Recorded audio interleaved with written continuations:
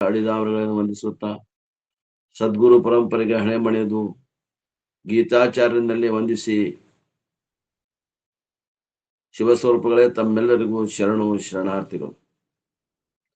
ಇವತ್ತಿನ ದಿವಸ ಭಗವದ್ಗೀತೆಯನ್ನ ಮೊದಲನೆಯದಿಂದ ಮತ್ತೊಮ್ಮೆ ಅಭ್ಯಾಸ ಮಾಡೋದು. ಪರಮಾರ್ಥಾನಂದ ಅಪ್ಪ ಅವ್ರು ಹೇಳಿದ್ದು ಪ್ಲಸ್ ಅಜ್ಜಂಪುರದು ಸೈಡ್ ಬೈ ಸೈಡ್ ಎರಡೂ ಮಾಡ್ಕೊಂತ ಹೋಗೋದು. ಅಂದ್ರೆ ಎರಡು ಕಡೆ ಯಾವ್ದು ಬಿಡದಂಗ ಇನ್ನೊಮ್ಮೆ ನೋಡ್ಕೊಂತ ಹೋಗೋಣ. ವರ್ಷ 2 ವರ್ಷ ಆಗ್ಬಹುದು, ಅಥವಾ ಇನ್ನೂ 1 ತಿಂಗಳ 4-5 ತಿಂಗಳ ಹೆಚ್ಚಿಗೆ ಆಗ್ಬಹುದು. ಒಟ್ಟು ಅಂತೂ 2 ವರ್ಷದ ಒಂದು ಪ್ರಾಜೆಕ್ಟ್ ಇದು. ದಿವಸ ಒಂದು ಕ್ಲಾಸ್ ಮಾಡಿದ್ರೆ 2ರಿಂದ 2.5 ವರ್ಷ ಆಗುವಂತಹದ್ದು ಒಂದು ಕಾರ್ಯಕ್ರಮ. ಇದೇನದ ಉಪಯೋಗನ ಆಗ್ತದೆ, ಹೇಳೋರ್ಗೂ ಉಪಯೋಗ ಆಗ್ತದೆ, ಕೇಳೋರ್ಗೂ ಉಪಯೋಗ ಆಗ್ತದೆ. ಪುನಃ ಶ್ರವಣ ಮಾಡುವುದ ನಮ್ದು ಉದ್ದೇಶ ಅದ. ಶ್ರವಣ ಮಾಡಿ ಮನನ ನಿಧಿಧ್ಯಾಸನ ಮಾಡ್ಕೊಂತ ಇರ್ಬೇಕು. ಇರ್ಲಿ, ಅಜ್ಜಂಪುರದ್ದು ಈ ಗೀತೆಯ ಅನುಪಮ ಸಾಮರ್ಥ್ಯ ಅನ್ನೋದನ್ನು ಓದಿದ್ರೆ ಮೊದಲು ಯಾರನ್ನ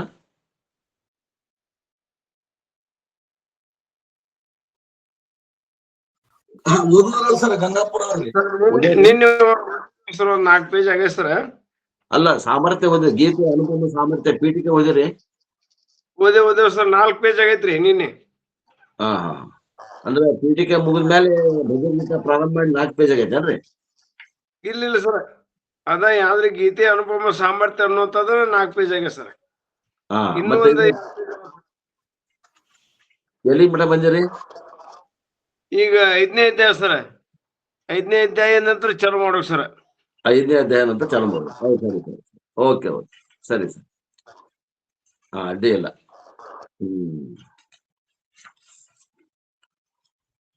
ಅಂತೂ ಭಗವದ್ಗೀತೆಯ 6 ಅಧ್ಯಾಯದ ಅಂದ್ರೆ ಪ್ರಥಮ ಷಟ್ಕದ ಸಾರವನ್ನ ಶಂಕರಾನಂದಪ್ಪ ಅವರ ಶಿಷ್ಯರಾದಂತ ಪ್ರಬೋಧಾನಂದ ಸ್ವಾಮೀಜಿಯವರು ಬರೆದಿದ್ದಾರೆ. ಇದರಲ್ಲಿ 1ನೇದ್ದು ವಿಷಾದ ಯೋಗ ಅದ. ಆ ವಿಷಾದ ಯೋಗ ಅರ್ಜುನಂದು ವಿಷಾದ ಯೋಗ ಆದ್ರೆ ಅದು ಏನಾಯ್ತು, ಏನ್ ಹೇಳ್ತಾರೆ ಇವರು, ಅದು ಯೋಗ ಆಯ್ತು, ವಿಷಾದ ಆಗ್ಲಿಲ್ಲ. ಅದು ಇನ್ನ ಆಗೈತಿ ಇಲ್ಲ, ಅದು ಬಂದಿಲ್ಲ. ಅದು ಓದಿರನ್ರಿ? ಇದನ್ನ ಇನ್ನ ಓದೇ ಇಲ್ಲ ಸರ. ಮೊದಲೇ ಅಧ್ಯಾಯ ಮಾಡಿದ್ದು ಕೇಳಿದ್ದೆ ನಾವು, ಅದಕ್ಕಂತೇನೆ. ಮೊದಲನೇ ಅಧ್ಯಾಯ ಪ್ರಾರಂಭ ಮಾಡ್ರ ಸರ್. ಗೀತೆಯ ಅನುಪಮ ಸಾಮರ್ಥ್ಯ ಅಂತ ಭೂಮಿಕೆ ಅಂತ ಇದಲ್ಲ ಸರ್. ಅದ್ರಾಗ ಮೊದಲಿನ 4 ಅಧ್ಯಾಯ ಆಗೈತೇನ್ರಿ? ಮೊದಲಿನ 4 ಅಧ್ಯಾಯಗಳನ್ನ ಚಿಂತನೆ ಮಾಡ್ಯವ್ ಸರ. ಸರಿ ಸರಿ. ಇನ್ನು 5ನೇ ಅಧ್ಯಾಯ ಕರ್ಮ ಸನ್ಯಾಸಿ ಯೋಗ ಅಂತ ಇಲ್ಲ, ಅಲ್ಲಿ ಮೊದಲನೇ ಅಧ್ಯಾಯ ಮೊದಲ ಡೈರೆಕ್ಟ್ 1ನೇ ಅಧ್ಯಾಯಕ್ಕೆ ಬಂದಿದ್ರು. ಒಂದ್ ಸ್ವಲ್ಪ ಆಗುದಕ್ಕೆ ನೀವು ಅವತ್ ಬಂದಿರಿ ಸರ. ನಿನ್ನೆ ಏನ್ ಮಾಡದವ್ರು ಈ ಸರಿ ಅನುಪಮ ಸಾಮರ್ಥ್ಯ ಓದ್ಯಾರ. ಆಯ್ತಾಯ್ತ್ರಿ, ಹೇಳಿದ ಅಲ್ಲಿ ನಿಂತ ಸರ್. ಸರಿ. ಈಗ 1ನೇ ಅಧ್ಯಾಯ ಅರ್ಜುನಂದು ವಿಷಾದ ಯೋಗದ. ಇಲ್ಲಿ ನಾನು ಏನು ಅಡಿಷನಲ್ ಮಾಡ್ಬೇಕು ಅಂತೇಳಿ ಅವ್ರು ಹೇಳಿದ್ದಕ್ಕಂದ್ರ, ಪ್ರತಿಯೊಬ್ಬರ ಜೀವನದಲ್ಲಿ ಒಂದು ಕರಾಳ ರಾತ್ರಿ ಬರ್ತದ್ರಿ. ಆ ಕರಾಳ ರಾತ್ರಿಯಿಂದ ನಾವು ಪಾರಾಗಿ ಬೆಳಕಿನ ಕಡೆ ಬರಬೇಕು ಅಂದ್ರೆ ಆ ವಿಷಾದ ಯೋಗ ಬಹಳ ಸಹಾಯ ಮಾಡ್ತದ. ನಾ ಹೇಳ್ಬೇಕಾಗಿದ್ದು ಇದು. ಅದು ಅಂದ್ರೆ ಬೆಳಕು ಹರಿಬೇಕಾದ್ರೆ ಕತ್ಲಾದ್ಮ್ಯಾಗ ಬೆಳಕು ಬರ್ತದ. ಹಂಗೆ ಈ ವಿಷಾದ ಯೋಗ ಯಾವುದರ ನೆವದಿಂದ ಬರ್ಲಿ, ಪ್ರತಿಯೊಬ್ಬರ ಜೀವನದಾಗ 1 ಸಲ ಅಲ್ಲ, ಹಲವಾರು ಸಲ ಬರ್ತದ. ಅದು ನಮಗ ಅದು ಟೆಸ್ಟ್ ಮಾಡಕ ಬರ್ತದ. ಅದ್ರಾಗ ನಾವು ಏನ್ ಮಾಡ್ತೇವಿ, ಬೆಳಕಿನ ಕಡೆ ಹೋಗುದಿಲ್ಲ, ಮತ್ತು ಕತ್ತಲದಿಂದ ಕತ್ತಲ ಕಡೆಗೇನೆ ಹೋಗ್ತೇವೆ ನಾವು. ಏನ್ ಅವಾಗ ಸಮಾಧಾನ ಏನ್ ಮಾಡ್ಕೋತೇವಿ, ಏನು ಮನುಷ್ಯಾಗ ಬರದ ಏನು ಮರಕ್ ಬರ್ತೇನ ಅಂತೇವಿ. ನಾವು ಬೆಳಕಿನ ಕಡೆ ಲಕ್ಷ್ಯ ಕೊಡುದಿಲ್ಲ. ಅದಕ್ಕೆ ಪ್ರತಿಯೊಬ್ಬರ ಜೀವನದಲ್ಲಿ ಏನು ವಿಷಾದ ಯೋಗ ಬರ್ತದ, ಅದನ್ನ ನಾವು ಈ ವಿಷಾದವನ್ನ ಕಳೆದ ವಿಷಾದ ಯೋಗವನ್ನ ಮಾಡುವಂತ ಸಾಮರ್ಥ್ಯದ ಕಡೆಗೆ ನಾವು ಲಕ್ಷ್ಯ ಕೊಡಬೇಕನ್ನುವಂತಹದ್ದು ವಿಷಾದ ಯೋಗ. 2ನೇದು ಸಾಂಖ್ಯ ಯೋಗ ಅಂತ ಬರ್ತದೆ. ಸಾಂಖ್ಯ ಯೋಗದ ಅಂತಂದ್ರ ಇದು ಸಾಂಖ್ಯರ ಸಿದ್ಧಾಂತ ಅಲ್ಲ, ಇದು ವೇದಾಂತದ ಸಿದ್ಧಾಂತ. ಇದು ಅನಾತ್ಮ ವಿವೇಕದ, ಇದು ವೇದಾಂತಿಗಳು ಅಂದ್ರೆ ಅದ್ವೈತ ಸಿದ್ಧಾಂತದ ಸಾಂಖ್ಯ ಯೋಗದ. ಇದಕ್ಕೂ ಸಾಂಖ್ಯಕ್ಕೂ ಈ ಸಾಂಖ್ಯರ ಕಪಿಲ ಮಹರ್ಷಿ ಹೇಳುವಂತ ಸಾಂಖ್ಯಕ್ಕೂ ಏನೂ ಸಂಬಂಧ ಇಲ್ಲ. ಮತ್ತ ಇದರಲ್ಲಿ 2ನೇ ಅಧ್ಯಾಯದಲ್ಲಿ ಭಗವಂತ ಇಡೀ ಜ್ಞಾನ ಯೋಗವನ್ನು ಹೇಳ್ಯಾನ.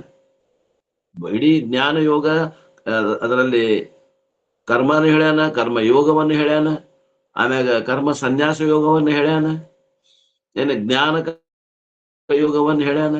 ಅದಕ್ಕೆ ಏನು ಅಡಚಣೆ ಅದಾವ, ಅದಕ್ಕೆ ಧ್ಯಾನಾದಿಗಳನ್ನ ಮಾಡಿ ಮನದೋಷ ನಿವೃತ್ತಿ, ವಿಕ್ಷೇಪ ದೋಷ ನಿವೃತ್ತಿ, ಆವರಣ ದೋಷ ನಿವೃತ್ತಿ, 3 ನಿವೃತ್ತಿ ಆಗುವಂತ ಸಂಪೂರ್ಣ 2ನೇ ಅಧ್ಯಾಯ ಸಂಪೂರ್ಣ ಭಗವದ್ಗೀತೆಯ ಸಾರನ ಅದ. ಅದು ಕೃತೋಪಾಸಕ ಇದ್ದ ಅಂದ್ರ ಅವ ಮೊದಲನೇ ಮಲ ವಿಕ್ಷೇಪ ಕಳೆದುಕೊಂಡಂತ ಬಂದಂತ ಅಧಿಕಾರಿ ಇದ್ದಂದ್ರೆ 2ನೇ ಅಧ್ಯಾಯಕ್ಕೆ ಭಗವದ್ಗೀತೆ ಮುಗಿದು ಹೋಗ್ತದ. ಇನ್ನ ಯಾರು ಕೃತೋಪಾಸನೆ ಇರಂಗಿಲ್ಲ, ಅಕೃತೋಪಾಸಕರು ಇರ್ತಾರೆ, ಜ್ಞಾನಕ್ಕೆ ಬರೋಕ್ಕಿಂತ ಮೊದಲ ಮಲದೋಷ ವಿಕ್ಷೇಪ ದೋಷ ಕಳ್ಕೊಂಡು ಬಂದಿರೋದಿಲ್ಲ, ಅವ್ರಿಗೆ ಶಾಸ್ತ್ರ ತಿಳಿಯುವುದಿಲ್ಲ. ಅದಕ್ಕೋಸ್ಕರವಾಗಿ ಮತ್ತೆ 3ನೇ ಅಧ್ಯಾಯದಿಂದ ಪ್ರಾರಂಭ ಮಾಡ್ತಾನೆ ಭಗವಂತ. 3ನೇ ಅಧ್ಯಾಯದಿಂದ 17ನೇ ಅಧ್ಯಾಯದವರೆಗೆ ಇನ್ನೊಮ್ಮೆ ರಿಪಿಟೇಷನ್. ಯಾರಿಗೆ 2ನೇ ಅಧ್ಯಾಯ ತಿಳಿಯಲಿಲ್ಲ ಅವರಿಗೆ 3ನೇ ಅಧ್ಯಾಯದಿಂದ 17ನೇ ಅಧ್ಯಾಯ. 18ನೇ ಅಧ್ಯಾಯದಲ್ಲಿ ಮತ್ತೆ ಉಪಸಂಹಾರವನ್ನು ಮಾಡಿ ಭಗವದ್ಗೀತೆಯನ್ನ ಮುಗಿಸ್ತಾರೆ. ಇದಿಷ್ಟು ಸಾರಾಂಶ 2ನೇ ಅಧ್ಯಾಯ. ಇನ್ನು 3ನೇ ಅಧ್ಯಾಯದಿಂದ ಮತ್ತೇನ್ ಚಲೋ ಆಗ್ತದ? 3ನೇ ಅಧ್ಯಾಯಕ್ಕೆ ಏನ ಹೆಸರದ? ಕರ್ಮ ಯೋಗ. ನಾವು ಕರ್ಮ ಮಾಡ್ತೀವಿ, ಕರ್ಮ ಯೋಗವನ್ನ ಮಾಡುವುದಿಲ್ಲ ಆತ್ಮೀಯರೇ. ಕರ್ಮಕ್ಕೂ ಕರ್ಮಯೋಗಕ್ಕೂ ಏನು ವ್ಯತ್ಯಾಸ? ಕರ್ಮದಲ್ಲಿ ನಾನು ಕರ್ತಾನುಭಾವದ, ಕರ್ಮಯೋಗದಲ್ಲಿ ನಾನು ಅಕರ್ತಾನುಭಾವದ. ಆ ಕರ್ತಾನುಭಾವ ನಮಗೇನ್ ಮಾಡ್ತದ ಅಂದ್ರ ವಿನಾಶದ ಕಡೆ ಒಯ್ತದ. ಯಾಕಂದ್ರ ಕರ್ಮವನ್ನ ನಾನು ಅಭಿಮಾನದಿಂದ ಮಾಡುವತ್ನಾಗ ಕರ್ಮ ಫಲದಲ್ಲಿ ಕರ್ಮ ಫಲ ಬರ್ತದ. ಆ ಫಲದಲ್ಲಿ ಆಸಕ್ತಿನಾಗಿ ನಾ ಏನ್ ಮಾಡ್ತೀನಿ, ಇಷ್ಟು ಕರ್ಮ ಮಾಡಿದೆ, ಇಷ್ಟು ಫಲ ಬಂತು, ಇನ್ನೂ ಇಷ್ಟು ಕರ್ಮ ಮಾಡ್ತೀನಿ, ಇನ್ನೂ ಅಷ್ಟು ಫಲ ಹೆಚ್ಚಿಗೆ ಬರ್ತದ. ಕರ್ಮ ಫಲ, ಅದು ಫಲದ ವಾಸನೆ, ಆ ವಾಸನೆಗೆ ಅನುಗುಣವಾಗಿ ಮತ್ತು ಕರ್ಮದಲ್ಲಿ ತತ್ಪರ ಆಗ್ತೀನಿ. ಹಿಂಗ ಈ ವಿಷವರ್ತುಲದಲ್ಲಿ ಒಬ್ಬ ಜೀವಿ ಸಿಕ್ಕಾಕೊಂಡಿರ್ತಾನ. ಕರ್ಮದ ಫಲ ಏನದ? ರುಚಿಕರ ಅದ. ಕರ್ಮದ ಫಲ ರುಚಿ ಅದ, ಆದ್ರೆ ಹಿತ ಇಲ್ಲ ಅನ್ನೋದು ಗೊತ್ತಾಗೋದಿಲ್ಲ. ಸಾಮಾನ್ಯರಲ್ಲ, ಸಾಧಕರಿಗೆ ಗೊತ್ತಾಗೋದಿಲ್ಲ. ಅವತಾರಿ ಪುರುಷನೇ ಬಂದು ಹೇಳ್ಬೇಕು, ಅವತಾರಿ ಪುರುಷರ ಜನ್ಮ ಹೆಂಗಾಗ್ತದ, ಅವತಾರಿ ಪುರುಷರು ಬಂದು ಅವ್ರು ಹೆಂಗ್ ಕರ್ಮವನ್ನ ಮಾಡದನ, ಕರ್ಮಯೋಗವನ್ನ ಹೆಂಗ್ ಮಾಡ್ತಾರೆ. ಕರ್ಮಯೋಗವನ್ನ ಮಾಡ್ಕೊಂಡು ಯಾಕೆ ಹೇಳ್ತಾರ ಅವರು ಕರ್ಮಯೋಗ ಯಾಕೆ ಮಾಡ್ತಾನ ಅವತಾರಿ ಪುರುಷ? ಅದು ಮುಂದೆ 4ನೇ ಅಧ್ಯಾಯದಾಗ ಬರ್ತದ. 3ನೇ ಅಧ್ಯಾಯದ ಕರ್ಮಯೋಗವನ್ನು ಹೇಳಿ 4ನೇ ಅಧ್ಯಾಯದಲ್ಲಿ ಭಗವಂತನ ಅವತರಿಸಿ ಬಂದು ಪ್ರಾಕ್ಟಿಕಲ್ ಮಾಡಿ ತೋರಿಸ್ತಾನ. ಆ ಅವತಾರ ಅದು ದಿವ್ಯ ಜನ್ಮ ಅಂತ ಯಾರು? ಪರಮಾತ್ಮ ತಾನೇ ನಮ್ಮಂಗ ಮನುಷ್ಯನಾಗಿ ಅವತರಿಸಿ ಬಂದು ತಾಯಿ ಹೊಟ್ಟಿ ಒಳಗೆ ಹುಟ್ಟಿ ಬಂದು ಇವನು ಒಬ್ಬ ಸಾಮಾನ್ಯ ಮನುಷ್ಯ ಅದಾನೇನು ಹಂಗ ನಮ್ ಕೂಡ ಇದ್ದು ನಮ್ಮನ್ನ ಬದಲಾವಣೆ ಮಾಡಿ ತನ್ನ ಅಸಾಮಾನ್ಯವಾದಂತಹ ಆ ಜ್ಞಾನವನ್ನು ನಮಗೆ ಕೊಟ್ಟು ಅವ ಮತ್ತೆ ಏನ್ ಮಾಡ್ತಾನ, ಅವತಾರವನ್ನ ಸಮಾಪ್ತಿ ಮಾಡ್ತಾನ. ಆ ಅವತಾರದಲ್ಲಿ ಕೆಲವೊಂದು ಕರ್ಮಗಳಾಗ್ತಾವ, ಅವು ಕರ್ಮ ಯೋಗ ಅನಿಸ್ಕೋತಾವ. ಅದರಲ್ಲಿ ಕೆಲವೊಂದು ಉಪಾಸನಗಳಾಗ್ತಾವ, ಅವಕ್ಕೆ ಉಪಾಸನಾ ಯೋಗ ಅಂತ ಹೇಳ್ತಾರೆ. ಅವುಗಳಲ್ಲಿ ಆವರಣ ದೋಷ ಮಾಡುವಂತ ಜ್ಞಾನ ಕೆಲಸಗಳಾಗ್ತಾವ, ಅವಕ್ಕೆ ಏನಂತೀವಿ? ಜ್ಞಾನ ಅಂತೀವಿ. ಕರ್ಮ, ಉಪಾಸನ, ಜ್ಞಾನವನ್ನು ಹೇಳಿ ಅವತಾರ ಮುಗಿಸ್ತಾನ ಭಗವಂತ. ಈ ಅಧ್ಯಾಯ 4ನೇದ್ದು. ತಾನು ಹೆಂಗ್ ಮಾಡಿದೆ ಅನ್ನುವಂಥದ್ದನ್ನ ಮುಂದೆ 5ನೇ ಅಧ್ಯಾಯದಲ್ಲಿ ಇವತ್ತಿನ ದಿವಸ ಕರ್ಮ ಸನ್ಯಾಸ ಯೋಗ ಅಂತ ಹೇಳ್ತಾರೆ. ಕರ್ಮ ಸನ್ಯಾಸ ಯೋಗ ಅಂದ್ರೆ ಏನ್ ಅರ್ಥ? ಬಹಳ ಮಂದಿ ಗೊತ್ತಿಲ್ಲ. ಕರ್ಮಯೋಗ ಅಧಿಕ ಸನ್ಯಾಸ ಯೋಗ ಕೂಡಿ ಕರ್ಮ ಸನ್ಯಾಸ ಯೋಗ ಅಂತ. ಕರ್ಮ ಸನ್ಯಾಸ ಯೋಗ ಅಂದ್ರೆ ಕರ್ಮಯೋಗ ಅಧಿಕ ಸನ್ಯಾಸ ಯೋಗ ಅದನ್ನ ಹೇಳ್ತಾರ ನೋಡ್ರಿ ಇವತ್ತಿನ ದಿವಸ. ಎಲ್ಲೇ ಈ ಅಜ್ಜಂಪುರದ ಬುಕ್ನಲ್ಲಿ 5ನೇದು ಅಧ್ಯಾಯದ ಸಾರಾಂಶವನ್ನು ಹೇಳ್ಬೇಕಾಗ್ಯದ ಅಂತ ಹೇಳಿದ್ರಿ ಶಿವಪುತ್ರಪ್ಪನವ್ರು. ಪೇಜ್ ನಂಬರ್ 4 ಇದು 7. ಇದ್ರಾಗ ಅಲ್ಫಾಬೆಟಿಕಲ್ ರೋಮನ್ ಅಂಕಿ ಒಳಗೆ 7 ಅದ ನೋಡ್ರಿ, ಅಲ್ಲಿ ಓದ್ತೇನೆ ನೋಡ್ರಿ. ಇನ್ನು 5ನೇ ಅಧ್ಯಾಯ ಕರ್ಮ ಸನ್ಯಾಸ ಯೋಗ. 3ನೇ ಅಧ್ಯಾಯದ ಕರ್ಮಯೋಗಕ್ಕೂ 5ನೇ ಅಧ್ಯಾಯದ ಕರ್ಮ ಸನ್ಯಾಸ ಯೋಗಕ್ಕೂ ಏನು ವ್ಯತ್ಯಾಸವಿದೆ? ಸನ್ಯಾಸವೆಂದರೆ ತ್ಯಾಗ. ಕರ್ಮತ್ಯಾಗವು ಆರಂಭದಲ್ಲಿ ಹಿತಕರವಲ್ಲ. ಕರ್ಮತ್ಯಾಗ ಮಾಡಂದ್ರೆ ಆರಂಭದಲ್ಲಿ ಅರ್ಜುನಿಗೆ ಅದ ಹೇಳ್ತಾನ ನಾವು, ನನಗೆ ಸನ್ಯಾಸ ಹೇಳ್ಬಿಡು, ನಾ ಈ ರಣಭೂಮಿಯಿಂದ ಹೋಗಿ ನಾ ಋಷಿಕೇಶಕ್ಕೆ ಹೋಗ್ತೇನೆ, ಅಲ್ಲೇ ನಾನು ಸಾಧನೆಯನ್ನು ಮಾಡಿ ಮುಕ್ತಿಯನ್ನು ಹೊಂದುತ್ತೇನೆ ಭಗವಂತ, ಈ ಘೋರ ತಪಸ್ಸಿನಲ್ಲಿ ನನಗ ಮಾಡಕ್ ಹೇಳ್ಬೇಡ ಅಂತ. ಆದ್ದರಿಂದ ಆರಂಭದಲ್ಲಿ ಕರ್ಮದ ತ್ಯಾಗ ಹಿತಕರವಲ್ಲ, ಕರ್ಮ ಫಲತ್ಯಾಗ ರೂಪವಾದ ನಿಷ್ಕಾಮ ಕರ್ಮವನ್ನು ಆಚರಿಸುತ್ತಾ ಇರಬೇಕಾಗ್ತದೆ. ಮೊದಲೇ ಕರ್ಮ ತ್ಯಾಗ ಮಾಡಕ್ ಬರಂಗಿಲ್ರಿ ಯಾರಿಗೂ. ಮೊದಲ ಕರ್ಮಫಲ ತ್ಯಾಗ ರೂಪವಾದ ಕರ್ಮಯೋಗವನ್ನ ಮಾಡಬೇಕು.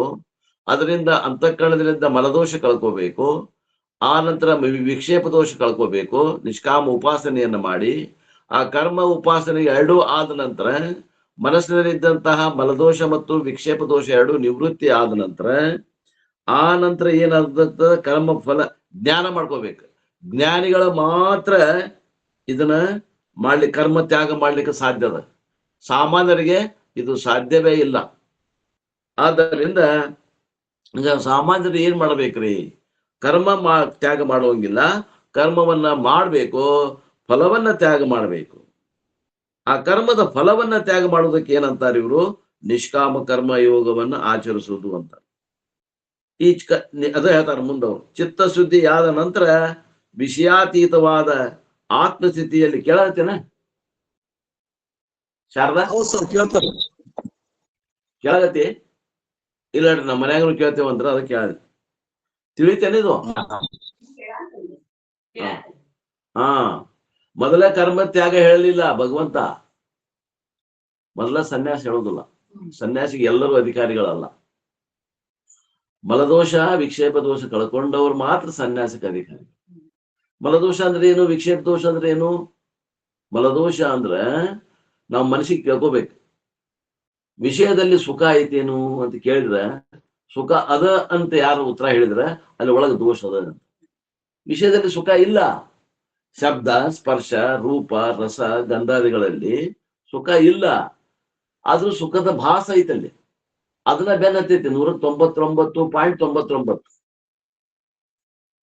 ಅಂದ್ರೆ 10,000 ಮಂದಿ ಒಳಗ 99 ಅಲ್ಲ, 10,000 ಮಂದಿ ಒಳಗ ಅಥವಾ 1,00,000 ಮಂದಿ ಒಳಗ 99,999 ಮಂದಿ ಏನಂತಾರ, ವಿಷಯದಲ್ಲಿ ಸುಖ ಅದ ಅಂದಾರ.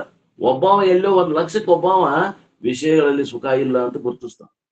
ಅದನ್ನ ನಾವು ಗುರುತಿಸ್ಬೇಕು.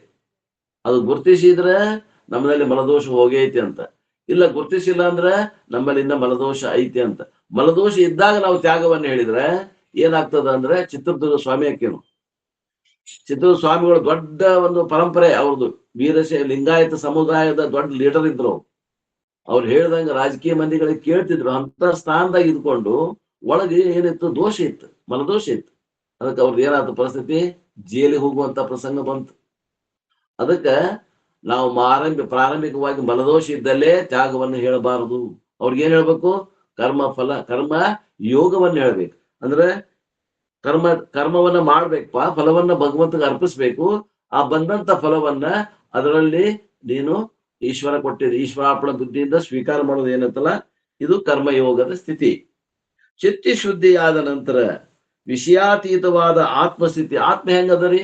ಆತ್ಮ ವಿಷಯ ಅಲ್ಲ, ಆತ್ಮ ವಿಷಯ ಅಲ್ಲ, ಅದು ವಿಷಯೀ ಅದ. ಆತ್ಮ ದೃಶ್ಯ ಅಲ್ಲ, ಅದು ದೃಕ್ ಅದ, ಅದು ಹೊರಗಿಲ್ಲ, ತಾನೇ ಅದನ. ಆ ಒಂದು ವಿಷಯಾತೀತ ಅಂದ್ರೆ ದೂರ ಇಲ್ಲದು, ಹತ್ರ ಅದ. ಎಷ್ಟು ಹತ್ರ ಅದ? ವಿಷಯಕ್ಕೂ ನಮಗ ಎಷ್ಟು ಹತ್ರ, ಎಷ್ಟು ದೂರ ಅದ ರೀ ವಿಷಯಕ್ಕ? ಈಗ ನಮಗೆ ಯಾವ್ದೋ ಒಂದು ವಿಷಯ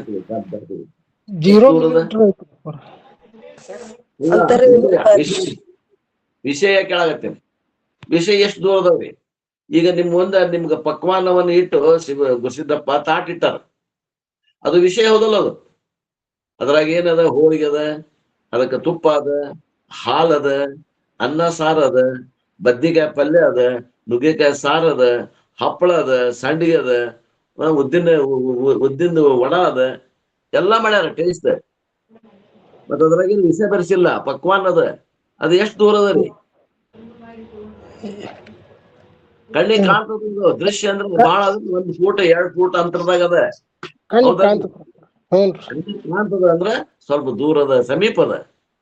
ಆದ್ರೆ ಇದು ಈ ವಿಷಯಾತೀತವಾದದ್ದು ಅಂದ್ರೆ ಎಷ್ಟು ದೂರದ? ಇದು ವಿಷಯಾತೀತವಾದ ಆತ್ಮ ಎಷ್ಟು ದೂರದ?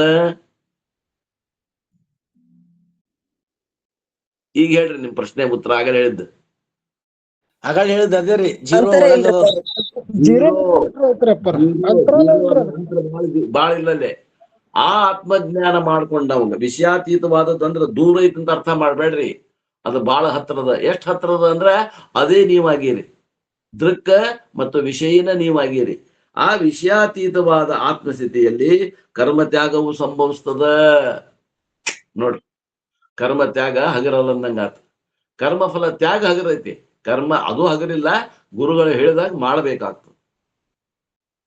ವಿಷಯಾತೀತವಾದ ಅಂದ್ರೆ ವಿಷಯಿಯಾದ, ಬೇಕಾದ್ರೆ ಹಾಕೊಡ್ರಿ ಅಲ್ಲಿ, ವಿಷಯಿಯಾದ ದೃಕ್ರೂಪವಾದ ಆತ್ಮಸ್ಥಿತಿಯಲ್ಲಿ ಕರ್ಮ ತ್ಯಾಗವು ಸಂಭವಿಸುತ್ತದೆ.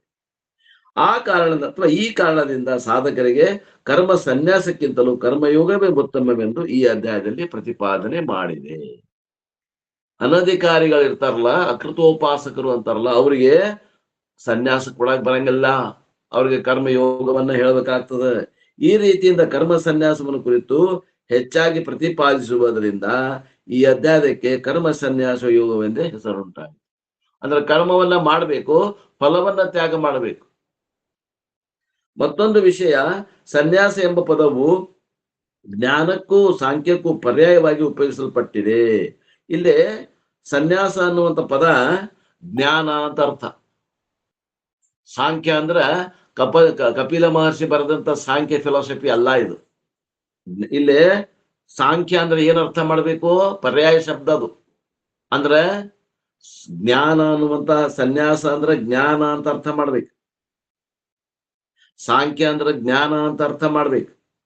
ಈ ಅಧ್ಯಾಯದಲ್ಲಿ ಕರ್ಮಯೋಗ ಮತ್ತು ಜ್ಞಾನಯೋಗ ಈ ಎರಡನ್ನೂ ಕುರಿತು ಪ್ರತಿಪಾದನೆ ಮಾಡಿದ್ದಾರೆ. ಕರ್ಮಯೋಗ ಮತ್ತು ಜ್ಞಾನ ಯೋಗವನ್ನು ಪ್ರತಿಪಾದನೆ ಮಾಡ್ಯಾರ. ಆದ್ದರಿಂದ 5ನೇ ಅಧ್ಯಾಯ ಬಹಳ ಮುಖ್ಯವಾದಂತಹ ಸಾಧನೆ.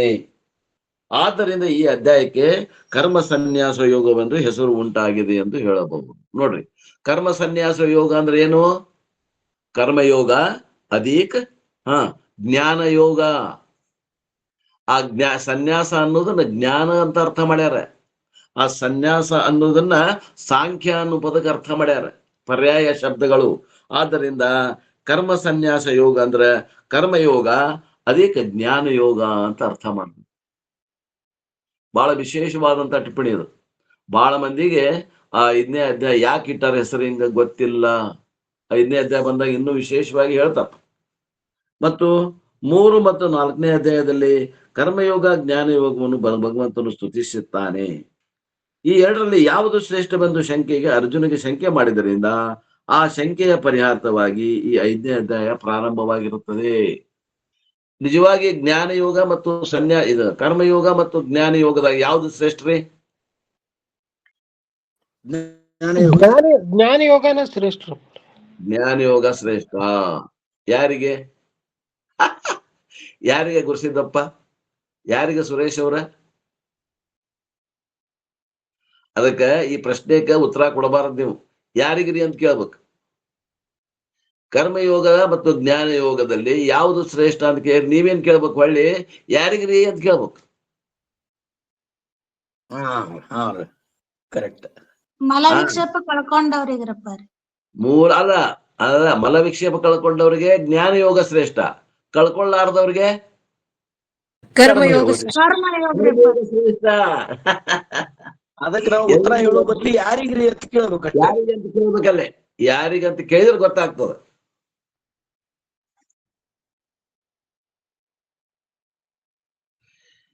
PUCಗೆ ಯಾರು ಹೋಗ್ಬೇಕ್ರಿ? ಯಾರು ಹೋದ್ರೆ ಶ್ರೇಷ್ಠ?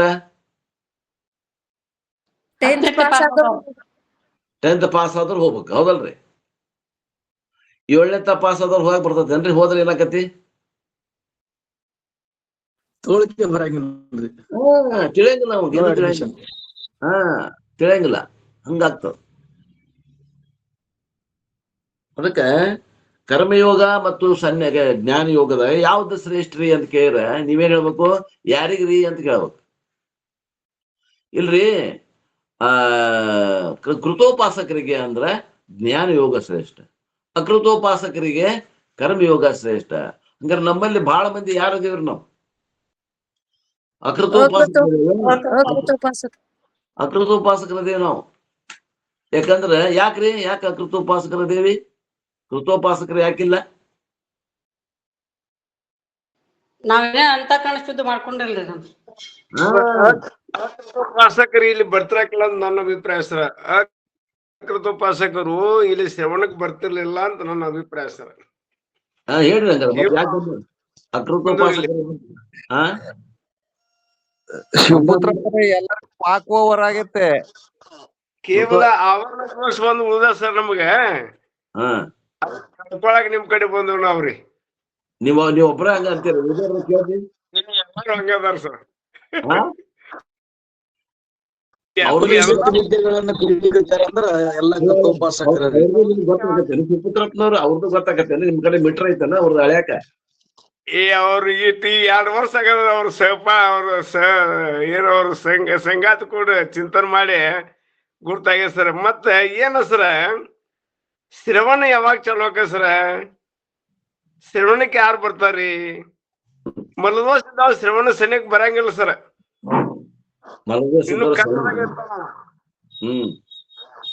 ಯಾವಾಗ ಮಲದೋಷ ಹೋಗೈತಿ ದೋಷ ಹೋಗೈತಿ ಅವಾಗ ಕೇವಲ ಆವರಣ ದೋಷ ಹೊಂದಿದ್ದ ಮನುಷ್ಯ ಪುರುಷ ಶ್ರವಣಕ್ಕೆ ಬರ್ತಾನ. ನಾವು 2 ವರ್ಷ ಶ್ರವಣ ಮಾಡ್ತೇವ ಅನ್ನುವಾಗ 2 ವರ್ಷದಿಂದ ಶ್ರವಣ ಮಾಡಾಕ್ತು ಅಂದ್ಮೇಲೆ ನಾವೆಲ್ಲ ಕೃತೋಪಾಸಕರ. ಆಯ್ತು, ಕೃತೋಪಾಸಕರ. ನೀವು ಹಂಗಂದ್ರಿ. ನಾವೊಂದ್ ಮಾತು ಹೇಳ್ತೇನೆ ಕೇಳ್ರಿ. ನಮ್ ಮನಸ್ಸಿಗೆ ನಾವು ಕೇಳ್ಕೋಬೇಕು. ನಮ್ಮಲ್ಲಿ ವಿಷಯದಲ್ಲಿ ಸುಖ ಐತೇನೋ ಬುದ್ಧಿ ಐತೇನೋ ಕೇಳ್ಕೊಡ್ರಿ. ಐತಿ ಅಂದ್ರೆ ಇನ್ನೂ ಕಿಂಚಿತ್ ದೋಷ ಐತಿ. ಆದ್ರ ಪೂರ್ಣ ಅವ್ರು ಹೇಳ್ದಂಗ ರೂಪಾಯಿ ಇದ್ದವ್ರು ಬರೋದೇ ಇಲ್ಲಿ ಕಡೆ. ಏನೋ ಒಂದಿಷ್ಟು ಒಂದಿಷ್ಟು ಜಳ ಬೆಳೆದಿರ್ತದ. ಪೂರ ಇನ್ನ ಹೋಗಿರಂಗಿಲ್ಲ. ಸ್ವಲ್ಪ ವಿಷಯದಲ್ಲಿ ದೋಷ ದರ್ಶನ ಆಗಿರ್ತದ. ಅಂಥವ್ರು ಬರ್ತಾವ. ಈಗ ನೋಡ್ರಿ, ನಿಜವಾಗಿ ಈಗ ಶ್ರವಣ ಮಾಡ್ಲಿಕ್ಕೆ ಸ್ವತಂತ್ರ ಬುದ್ಧಿಯಿಂದ ಯಾರು ಬರೋದಲ್ಲ. ಅಲ್ಲಿ ಏನೈತಿ ನೋಡೋಣ ಅಂತ ಹಣಿಕೆ ಹಾಕಕ್ ಬರ್ತಾರ.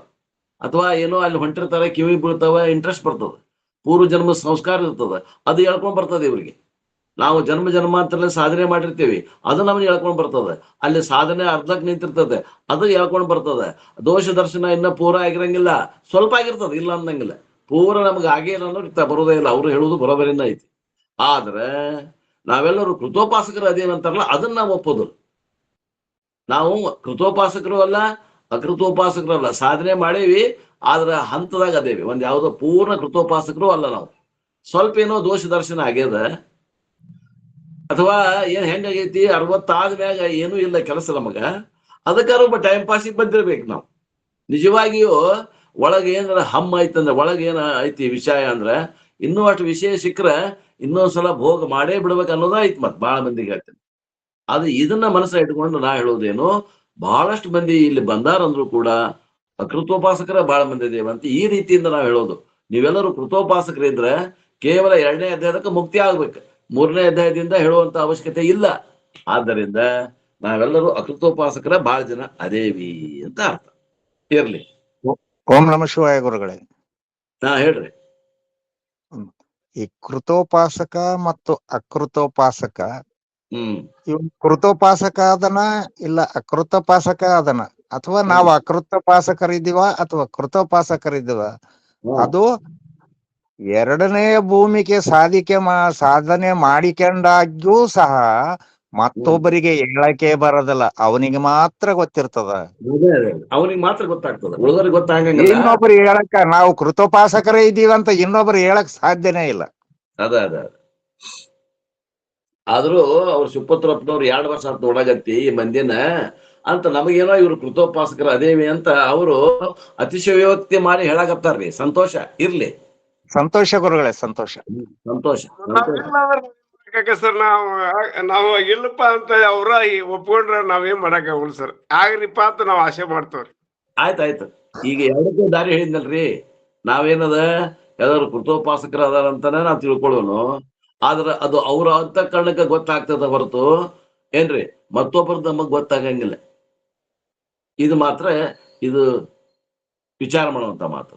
ಮತ್ತೊಬ್ಬರದ್ದು ನಮಗ್ ಗೊತ್ತಾಗಂಗಿಲ್ಲ. ಅವ್ರು ಕೂಡ ನೀವು ಮಾತಾಡಿದ್ರಿ ಅಂದ್ರೆ ಗೊತ್ತಾಗ್ತದೆ ಏನ್ರಿ ಅವ್ರ ಮಾತು ಹೆಂಗದಾವ, ಅವರಲ್ಲಿ ವೈರಾಗ್ಯ ಐತೋ ಇಲ್ಲೋ, ಅಥವಾ ವೈರಾಗ್ಯ ಇದ್ರೆ 8ನೇ ವೈರಾಗ್ಯ ಐತೋ, ಏನು 4ನೇ ಐತೋ, ಏನು 12ನೇ ಐತೋ, ಏನು ರೂಪಾಯಿ ಐತೋ. ಅಲ್ರಿ ಜ್ಞಾನಿಗಳಲ್ಲೇನ ವೈರಾಗ್ಯ ರೂಪಾಯಿ ಇರೋದಲ್ಲ ಅಂದಾಗ ಕೃತೋಪಾಸಕರಂತ ಹೆಂಗ್ ಅಂತೀರಿ ಶಿವಪುತ್ರಪ್ಪನವ್ರ?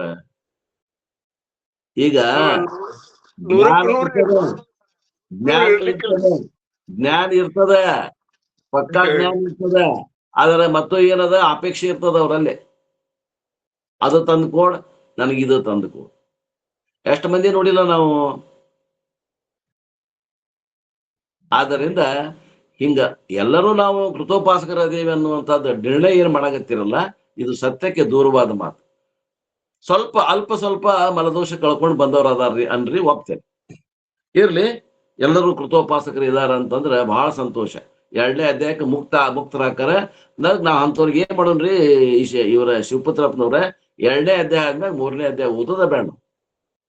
ಸಗುಣ ಸಾಕ್ಷಾತ್ಕಾರ ಆದವ್ರಿಗೆ ಕೃತೋಪಾಸ ಅನ್ಬೇಕು ಅಂತ ಹೇಳ್ಕೊಂಡ್ ಬಂದಾರಲ್ರಿಪ್ಪ. ಸಗುಣ ಏನ್ರಿ? ಸಗುಣ ಸಾಕ್ಷಾತ್ಕಾರ ಆದವ್ರಿಗೆ ಕೃತೋಪಾಸ ಅನ್ಬೇಕು ಅಂತ ಹೇಳ್ಕೊಂಡ್ ಬಂದಾರ. ಅದು ಒಂದ್ ಐತೇನ್ರಿ ಡೆಫಿನೇಷನ್. ನಾವು ಹಿಂಗೆ ಯಾರು ನೋಡ್ರಿ ನಮಗ್ ಅದು ನೀವು ಅದಕ್ಕೂ ಹೋಲಿಕೆ ಮಾಡಬಹುದು. ಈಗ ಸಗುಣ ಉಪಾಸಕರ ಆತಂದ್ರ ಪರೋಕ್ಷ ಜ್ಞಾನ ಆಗಿರ್ತದ ಅವ್ರಿಗೆ, ಅಪರೋಕ್ಷ ಜ್ಞಾನ ಆಗಿರೋದಿಲ್ಲ. ಪರಮಾತ್ಮ ಅದಾನ ಅಂತ ನಂಬ್ತಾರ ಅವರು, ಆ ಪರಮಾತ್ಮನನ್ನು ನೋಡಿರೋದಿಲ್ಲ ಅವ್ರು, ಅದಕ್ಕೆ ಪರೋಕ್ಷ ಜ್ಞಾನ ಅಂತೀವಿ ನಾವು. ಆ ಪರೋಕ್ಷ ಜ್ಞಾನದಿಂದ ಏನಾಗ್ತದ ಅಂತಂದ್ರೆ ಶ್ರದ್ಧಾ ಬೆಳೀತದ, ಆದ್ರೆ ಮೋಕ್ಷ ಆಗೋದಿಲ್ಲ. ಅದಕ್ಕ ಕೃತೋಪಾಸಕ ಅಂತಂದ್ರೆ ಏನು ಅಂದ್ರೆ ಆ ಆವರಣ ದೋಷವನ್ನ ಮಾತ್ರ ಗುರು ಕಳೀತಾನ. ಮಲದೋಷ, ವಿಕ್ಷೇಪ ದೋಷ ನಾವ ಕಳ್ಕೊಂಡ್ ಬರ್ಬೇಕದ. ಅಥವಾ ನಾವು ಇಲ್ರಿ ಹಂಗ ಬಂದೇವಿ. ಈಗ ನೋಡ್ರಿ, ಒಬ್ಬವ ಮುಂಜಾನೆ ಎದ್ದು ವಿಷ್ಣುವನ್ ಭಕ್ತ ಅದ. ವಿಷ್ಣು ಪೂಜೆ ಮಾಡಾಕ ಕಮಲದ ಹೂ ಏರ್ಸ್ಬೇಕಂತ ತೋಟಕ್ಕೆ ಹೋದ. ಆ ಕಮಲದ ಹೂವನ್ನ ಕಿತ್ಕೊಂಡ. ಕಮಲದ ಹೂವಿನ ಕೂಡ ಬಾಜು ಒಂದು ಕರ್ಕಿತ್ತು. ಆ ಕರ್ಕಿನ್ನು ಹಂಗ ಕೈಗೆ ಸಿಕ್ಕುವಂತು, ಅದನ್ನು ಹರಿದ, ಅದನ್ನು ತೊಳೆದ, ಅದನ್ನು ಏರ್ಸಿದ. ಅದು ವೈಕುಂಠಕ್ಕೆ ಹೋತು. ಕಲ್ಪನಾ ಮಾಡ್ರಿ, ವೈಕುಂಠಕ್ಕೆ ಹೋತ ಬಿಡುತ್ತು. ಮತ್ತೆ ಈಗ ಕಮಲದ ಹೂ ವೈಕುಂಠಕ್ಕೆ ಹೋತಲ್ಲ, ವೈಕುಂಠಕ್ಕೆ ಹೋಗ್ಬೇಕಾದ್ರ ಅದ್ರ ಕೂಡ ಬಂದಂತ ಕರ್ಕಿನೂ ಹೋತ ಇಲ್ಲ, ಭಗವಂತಗೆ ಅರ್ಪಿತ ಆತಿಲ್ಲ. ಹಂಗ ನಮ್ಗೆ ಯಾವ್ದೋ ಒಂದು ಜನ್ಮದ ಮಾಡಿದಂತ ಪುಣ್ಯ ನಮಗ್ ಶ್ರವಣ ಕರ್ಕೊಂಡ್ ಬಂದದ. ಆದ್ದರಿಂದ ನಾವೆಲ್ಲ ಕೃತೋಪಾಸಕರು ಅಂತ ಹೇಳಕ್ ಬರುದಿಲ್ಲ. ನಾವು ಕರಕಿದ್ರು ಇರ್ಬಹುದು. ಅವು ಏನದ, ಆ ಕಮಲದ ಹೂ ಏನದ, ಅದು ಕೃತೋಪಾಸಕ ಐತಿ. ಅದು ಭಗವಂತನ ಹತ್ರ ಆವರಣ ದೋಷ ಕಳ್ಕೊಳಕ್ ಹೋಗ್ಲಿಕ್ಕೆ ಯೋಗ್ಯ ಅದ. ಆದ್ರೆ ಈ ಕರ್ಕೆ ಅನ್ನೋದು ಅಷ್ಟು ಕೃತೋಪಾಸಕ ಇಲ್ಲ. ಅದು ಏನ್ ಮಾಡೈತಿ ಅಂದ್ರ ಬಹಳಷ್ಟು ಏನ್ ಮಾಡೈತಿಪ್ಪ ಅಂತಂದ್ರ ಆ ಹೂವಿನ ಹತ್ರ ಬೆಳೆದೈತ ಅದ್ ಕರ್ಕಿ. ಪುಣ್ಯ ಅಷ್ಟು ಮಾಡೈತು. ಅದರಲ್ಲಿ ಇನ್ನು ಮಲದೋಷ ಹೋಗಿಲ್ಲ, ವಿಕ್ಷೇಪ ದೋಷ ಹೋಗಿಲ್ಲ. ಹಂಗ ನಮಗ ಯಾವ್ದಾದ್ರು ಒಂದು ರೀತಿಯಿಂದ ಎಲ್ಲೋ ಜಾತ್ರೆ ಹೋಗಿರ್ತೀವಿ, ಕೈಲಾಸ ಮಂಟಪದಾಗ ಏನೋ ಪ್ರವಚನ ನಡೆದಿರ್ತದ, ಅಲ್ಲಿ ತೇರ್ ಇರ್ತದ, ರಂಜನೆ ಇರ್ತದ, ಅನೇಕ ಮನರಂಜನೆ ಆಟಗಳಿರ್ತಾವ. ಏನೋ ಒಂದ್ ಲಕ್ಷ ಅಪ್ಪಿ ತಪ್ಪಿ ನಮ್ದು ಕೈಲಾಸ ಮಂಟಪದ ಕಡೆ ಹೋಗ್ತದ.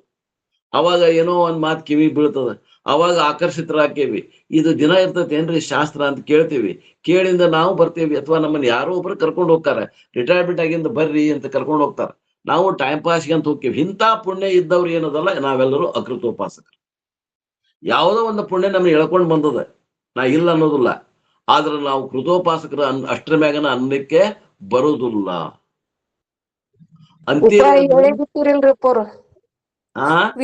ವಿಷಯದಲ್ಲಿ ದೋಷ ದರ್ಶನ ಆಗಿತ್ತಂದ್ರ ಉಪಾಯ ಹೇಳೇ ಬಿಟ್ಟಿರಲ್ರಪ್ಪ ಅವ್ರದ್ದು. ನಾ ಹೇಳಿಬಿಟ್ಟೀನಿ. ಅದಕ್ಕ ಕರೆಕ್ಟ್ ಡೆಫಿನೇಷನ್ ಏನದ ಅಂದ್ರ, ವಿಷಯದಲ್ಲಿ ದೋಷ ದರ್ಶನ ಆಗೈತಿ ಅಂತಂದ್ರ ನಾವು ಮಲದೋಷ ಹೋಗೈತಿ ಅಂತ.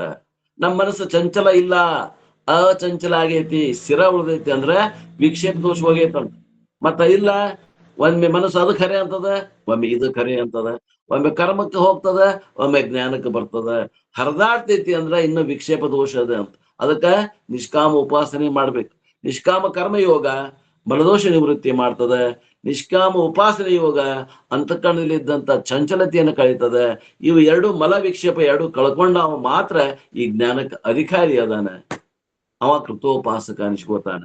ಒಂದ್ ವೇಳೆ ಅಕೃತೋಪಾಸಕ ಯಾವುದೋ ಒಂದು ಪುಣ್ಯದಿಂದ ಈ ಜ್ಞಾನಕ್ಕಾಗಿ ಬಂದಾನಂದ್ರ ಅವಾಗ ಶ್ರವಣ ಮಾತ್ರದಿಂದ 3 ದೋಷಗಳು ಹೋಗ್ತಾವ. ಏನ್ ಹೆದರುಕಂತ ಅವಶ್ಯಕತೆ ಇಲ್ಲ. ಆದ್ರೆ ಸ್ವಲ್ಪ ಸಮಯ ತಗೋತದ. ಕೃತೋಪಾಸಕರಿಗೆ ಎಷ್ಟು ಬೇಗನೆ ಜ್ಞಾನ ಆಗ್ತದೆ ಅಷ್ಟು ಬೇಗನೆ ಜ್ಞಾನ ಆಗೋದಿಲ್ಲ. ಯಾಕಂದ್ರೆ ಇವನಲ್ಲಿ 3 ದೋಷ ಅದಾವ. ಅವು ಶ್ರವಣದಿಂದ ಕಳಿಬೇಕಾಗ್ಯದ.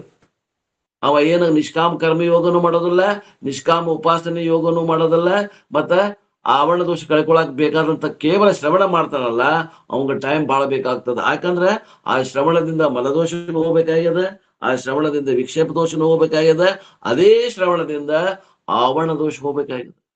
ನೀ ಯಾರು ಅಂದ್ರೆ ನಾನು ಆತ್ಮ ಅನ್ನುವಂತ ಅಜ್ಞಾನದ ಆ ಆವರಣ ದೋಷವನ್ನು ಕಳೆಯುವುದು ಮಾತ್ರ ಶ್ರೋತ್ರಿಯ ಬ್ರಹ್ಮಷ್ಟು ಗುರು ಕಳೀತಾನ. ಇನ್ನ 3 ಮತ್ತು 4ನೇ ಅಧ್ಯಾಯದಲ್ಲಿ ಕರ್ಮಯೋಗ ಮತ್ತು ಜ್ಞಾನ ಯೋಗವನ್ನು ಭಗವಂತನು ಸೂಚಿಸುತ್ತಾನೆ.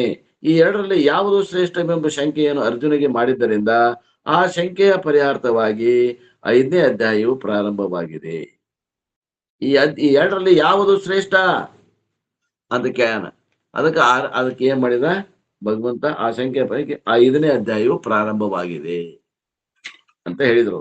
5ನೇ ಅಧ್ಯಾಯದಲ್ಲಿ ಏನು ಹೆಸರದು? ಕರ್ಮ ಸನ್ಯಾಸ ಯೋಗ. ಕರ್ಮ ಸನ್ಯಾಸ ಯೋಗ ಅಂದ್ರೆ ಹೆಂಗ್ ಹೊಡಿಬೇಕದನ್ನ? ಕರ್ಮಯೋಗ ಅಧಿಕ ಸನ್ಯಾಸ ಯೋಗ, ಹಿಂಗ್ ಹೊಡಿಬೇಕು. ಇನ್ನ 6ನೇ ಅಧ್ಯಾಯದ ವಿಷಯ ಐತ್ ನೋಡ್ರಿ. ಮನುಷ್ಯನು ತನ್ನನ್ನು ತಾನು ಉದ್ಧಾರ ಮಾಡಿಕೊಳ್ಳುವ ಶಕ್ತಿಯು ಭಗವಂತನಿಂದ ಸಹಜವಾಗಿ ಕೊಡಲ್ಪಟ್ಟಿದೆ.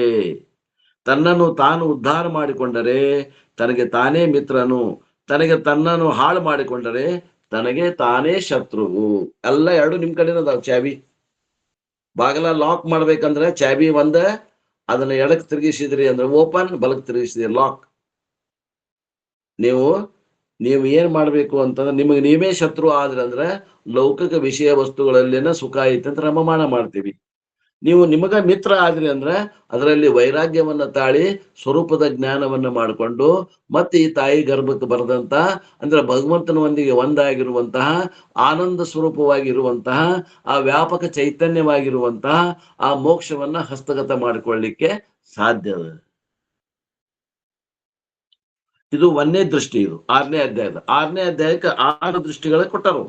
2ನೇ ದೃಷ್ಟಿ ಅಥವಾ ದೃಷ್ಟಿ ಏನಂದ್ರೆ ತನ್ನನ್ನು ತಾನು ಉದ್ಧಾರ ಮಾಡಿಕೊಳ್ಳಬೇಕಾದ್ರೆ ಮನಸ್ಸಿನ ಏಕಾಗ್ರತೆ ಮುಖ್ಯ. ನೋಡ್ರಿ, ಚಲೋ ತಂಗ ಪೀಕ್ ಬರ್ಬೇಕಂದ್ರೆ ನೀರ್ ಡ್ಯಾಮ್ ಕಟ್ಟಬೇಕು. ಆ ಹೊಳಿಗೆ ಡ್ಯಾಮ್ ಕಟ್ಟಬೇಕು. ಅಂದ್ರೆ ಈ ಮನಸ್ಸನ್ನುವಂತ ಹೊಳಿಗೆ ಡ್ಯಾಮ್ ಕಟ್ಟಬೇಕಾಗ್ತದೆ. ಡ್ಯಾಮ್ ಕಟ್ಟಿದ ಮ್ಯಾಗ ನೀರ್ ನಿಂತಿರ್ತದೆ. ಡ್ಯಾಮ್ ಮತ್ತದ ನೀರ್ ನಿಂತಿದ್ದ ಡ್ಯಾಮನ ಹೊಡಿಬಾರ್ದು. ಆ ಡ್ಯಾಮಿನ ಹೊಡಿಬಾರ್ದು ಅಂದ್ರೆ ನೀರ್ ನಿಲ್ಲಿಸಿ ಆ ನೀರನ್ನ ಬೇಕಾದ ಕಡೆ ಕಾಲುವೆ ಮಾಡಿ ಅದನ್ನ ಹರಿಬಿಡ್ಬೇಕು. ಹಂಗ ಏಕಾಗ್ರ ಮಾಡ್ಬೇಕು ಮನಸ್ಸನ್ನ. ಏಕಾಗ್ರ ಮಾಡಿದ ಮನಸ್ಸನ್ನ ಎಲ್ಲಿ ಹರಿಬಿಡ್ಬೇಕು? ಅಲ್ಲೇ ಹರಿಬಿಡ್ಬೇಕು. ಆತ್ಮಜ್ಞಾನಕ್ಕಾಗಿ ಸಶಾಸ್ತ್ರ ಶ್ರವಣ ಮನನ ನಿಧಿಧ್ಯಾಸನದಲ್ಲಿ ಆ ಮನಸ್ಸನ್ನ ತೊಡಗಿಸಬೇಕು. ಇದಕ್ಕೆ ಏನಂತಾರ್ರಿ? ಮನಸ್ಸಿನ ಏಕಾಗ್ರತೆ ಮುಖ್ಯ ಸಾಧನೆ. ಆ ಏಕಾಗ್ರತೆ ಮನಸ್ಸು ಸರ್ವ ಕಾರ್ಯವನ್ನು ಸಿದ್ಧಿ ಮಾಡಿಕೊಡುತ್ತದೆ. ನಮಗೆ ಏನಾಗಬೇಕಾಗೈತೆ ಎಲ್ಲ ಸಿದ್ಧಿ ಮಾಡ್ಬೇಕಂದ್ರೆ ಆ ಮನಸ್ಸು ಏಕಾಗ್ರ ಇದ್ರೆ ಮಾತ್ರ ಸಾಧ್ಯ. ಮನಸ್ಸು ಅನೇಕಾಗ್ರ ಇದ್ರೆ ಯಾವ ಸಿದ್ಧಿನೂ ಆಗೋದಿಲ್ಲ. ಒಂದು ಅಡಿಗೆ ಮಾಡ್ಲಿಕ್ಕೆ ಆಗಂಗಿಲ್ಲ, ಒಂದು ಊಟ ಮಾಡ್ಲಿಕ್ಕೆ ಆಗಂಗಿಲ್ಲ. ಮನಸ್ಸು ಸಮ ಇಲ್ಲ ಅಂದ್ರೆ ನಿದ್ದೆ ಮಾಡಕ್ ಆಗೋದಿಲ್ಲ ಆತ್ಮೀಯರೇ. ಆದ್ದರಿಂದ ಮನಸ್ಸು ಏನಾಗ್ಬೇಕು? ಏಕಾಗ್ರ ಇದ್ರೆ ಯಾವುದಾದ್ರೂ ಒಂದು ಕೆಲಸವನ್ನ ನಿಟ್ಪುಟ್ಟಾಗಿ ಮಾಡ್ಲಿಕ್ಕೆ ಆಗ್ತದೆ. ಮನಸ್ಸು ಆತ್ಮಾಕಾರವಾಗುವುದೇ ಮನಸ್ಸಿನ ಏಕಾಗ್ರತೆ. ಮನಸ್ಸು ಏನಾಗಬೇಕು?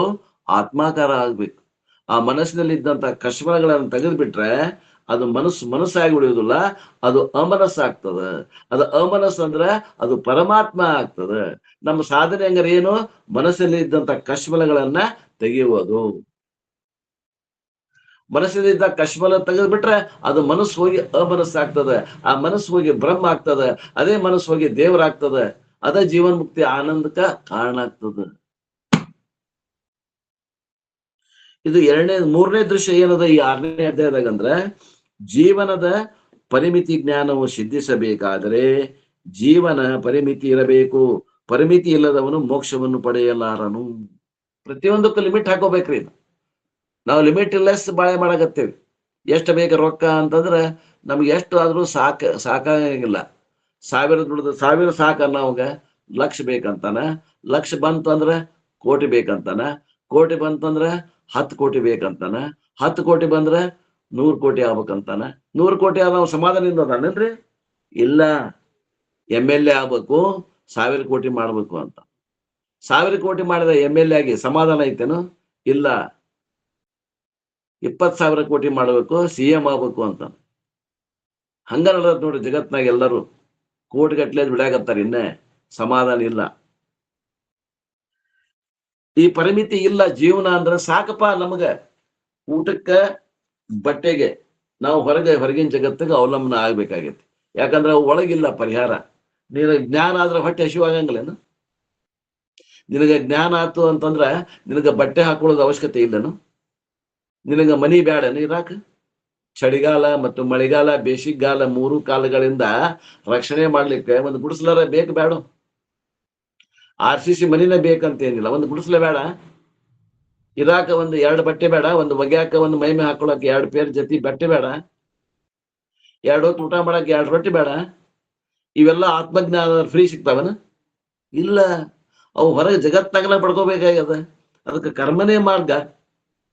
ಕರ್ಮದಿಂದ ನಿನಗೆ ಬೇಕಾದಂತ ರೊಟ್ಟಿಯನ್ನ, ನಿನಗೆ ಬೇಕಾದಂತ ಆಹಾರವನ್ನ ಸಂಪಾದನೆ ಮಾಡು, ಊಟ ಮಾಡು. ನಿನಗೆ ಬೇಕಾದಂತ 2 ಬಟ್ಟೆಗಳನ್ನು ತಗೋ, ಊಟ ಧರಿಸು. ನಿನಗೆ ಬೇಕಾದಂತ ಅನುಕೂಲ ಇದ್ದಂತ ಒಂದು ಸಣ್ಣ ಮನೆಯನ್ನು ಕಟ್ಕೋ. ಲಿಮಿಟ್ನಾಗ ಜೀವನ ಮಾಡು. ಅವುಗಳಲ್ಲಿ ಲಿಮಿಟ್ಲೆಸ್ ಮಾಡಕ್ ಹೋಗ್ಬೇಡ. ಅಲ್ಲಿ ಪರಿಮಿತಿ ತಪ್ಪಿದಿ ಅಂದ್ರೆ ನಿನ್ನ ಗುರಿನ ತಪ್ಪಿ ಹೋಗ್ತದ ಅಂತಾರು. ಪರಿಮಿತಿ ಮಾಡ್ಬೇಕು. ಜೀವನದಲ್ಲಿ ಪರಿಮಿತಿ ಇರ್ಬೇಕು. ಪರಿಮಿತಿ ಇಲ್ಲದವನು ಮೋಕ್ಷವನ್ನು ಪಡೆಯಲಾರ. ಅವಾಗ ಟೈಮ ಸಿಗುವುದಿಲ್ಲ. ಪರಿಮಿತಿ ಬೇಕು. ನಮ್ಮಷ್ಟಕ್ಕೆ ನಾವು ಬೌಂಡ್ರಿ ಹಾಕೋಬೇಕು. ಪ್ರತಿ ವ್ಯವಹಾರದಲ್ಲಿಯೂ ಆಹಾರ, ವಿಹಾರ, ನಿದ್ದೆ, ನಡೆ, ನುಡಿ ಇವೆಲ್ಲವೂ ಪರಿಮಿತಿಯಲ್ಲಿ ಇರಬೇಕಂತ. ಲಿಮಿಟ್, ಪರಿಮಿತಿ, ಬೌಂಡ್ರಿ ಹಾಕೋಬೇಕು ನಾವು. ಶಾಸ್ತ್ರ ಹೇಳ್ತದ. ಆ ಶಾಸ್ತ್ರ ಹೇಳಿದ್ದನ್ನು ನಮ್ಮಷ್ಟಕ್ಕೆ ನಾವು ಬೌಂಡ್ರಿ ಹಾಕೋಬೇಕು. ಅವಶ್ಯ ಇರಂಗಿಲ್ಲ, ಊಟ ಮಾಡ್ತೇವೆ.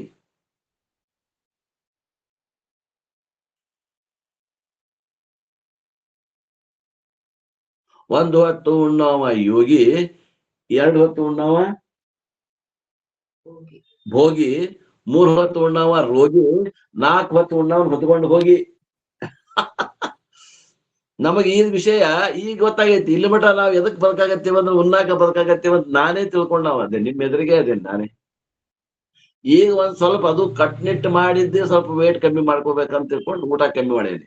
ಈಗ ನನಗೆ ಹೆಲ್ತ್ ಸರಿಯಾಗಿರ್ಬೇಕು ಅಂತಂದ್ರೆ ಈಗ 4 ಹೊತ್ತು ಊಟ ಮಾಡ್ರಿ ಅಂತ ಡಾಕ್ಟರ್ಸ್ಗಳು ಹೇಳ್ತಾರಲ್ರಿ ಪರಿ. 4 ಹೊತ್ತು ಊಟ ಮಾಡಿರಿ ಅಂದ್ರೆ 1 ಹೊತ್ತಿಗೆ ಏನ್ ಉಂತೀರಿ ಅದ ಪ್ರಮಾಣವನ್ನ 4 ಸಲ ಊಟ ಮಾಡಿರಿ ಅಂತಾರ ಅವರು. ಈಗ ನೀವು 4 ಹೊತ್ತಿಗೆ 4 ರೊಟ್ಟಿ ಉಣ್ಣೋಂಗಿಲ್ಲ. 4 ಹೊತ್ತಿನ ಕೂಡಿಸಿ ಅಂದ್ರೆ ಶುಗರ್ ಇದ್ದವ್ರಿಗೆ ಹೇಳ್ತಾರೆ. ಶುಗರ್ ಇದ್ದವ್ರಿಗೆ ಖಾಲಿ ಹೊಟ್ಟಿಲಿ ಇದ್ರೆ ತ್ರಾಸ ಆಗ್ತದ ಅಂತ ತಿಳ್ಕೊಂಡು ನೀವೇನ್ ಊಟ ಮಾಡ್ಬೇಕಲ್ಲ, 4 ರೊಟ್ಟಿ ಊಟ ಮಾಡಿದ್ರು 4 ಹೊತ್ತು ಊಟ ಮಾಡ್ರಿ. ನೀವು ಒಂದೊಂದು ಹೊತ್ತಿಗೆ 4 ರೊಟ್ಟಿ ಅಲ್ಲ, ಒಂದು ಊಟಕ್ಕೆ 1 ರೊಟ್ಟಿ, ಒಂದು ಊಟಕ್ಕೆ 1 ರೊಟ್ಟಿ 4 ಊಟ ಮಾಡಿರ್ಬೇಕಾದ್ರೆ. ಶುಗರ್ ಇದ್ದವ್ರು 2 ರೊಟ್ಟಿ, ಮುಂಜಾನೆ 1 ರೊಟ್ಟಿ, ಸಂಜೆ 1 ರೊಟ್ಟಿ. ಅದ್ರಾಗ ಉಪವಾಸ ಮಾಡ್ಬೇಕನ್ನೋರು 1 ಹೊತ್ತು ಊಟ ಮಾಡ್ರಿ. ಅದ್ರಾಗ ತೂಕ ಕಳ್ಕೊಬೇಕನ್ನೋರಂತೂ ಊಟನ ಮಾಡಬಾರ್ದಂತ. ಬರೇ ಮಜ್ಜಿಗೆ ಮತ್ತೇನ್ರಿ ಅದು ಜ್ಯೂಸ್, ಮಜ್ಜಿಗೆ, ನಿಂಬೆಹಣ್ಣಿನ ಪಾನಕ, ಸೂಪ್ ರೀ, ಸೂಪ್ ಒಂದು. ಸಾಯಂಕಾಲ ಸೂಪ್ ಒಂದು ಎಲ್ಲಾ ಕಾಯಿಪಲ್ಲೆ ಹಾಕಿ ಅದು ಒಗ್ಗರಣೆ ಕೊಟ್ಟು ಗ್ರೈಂಡರ್ಗೆ ಹಾಕಿ ಒಗ್ಗರಣೆ ಕೊಡ್ತಾರ. ಸೂಪ್ ಒಂದು ಕೊಡ್ತಾರ. ಆರೋಗ್ಯವೇ ಭಾಗ್ಯ. ಅಪ್ಪರ ವೈದ್ಯಕೀಯ ವಿಜ್ಞಾನದವರು ಏನು ಫೋನ್ ಬತ್ತೆ ಅಪ್ಪರ ಒಂದಿಟ್ಟು.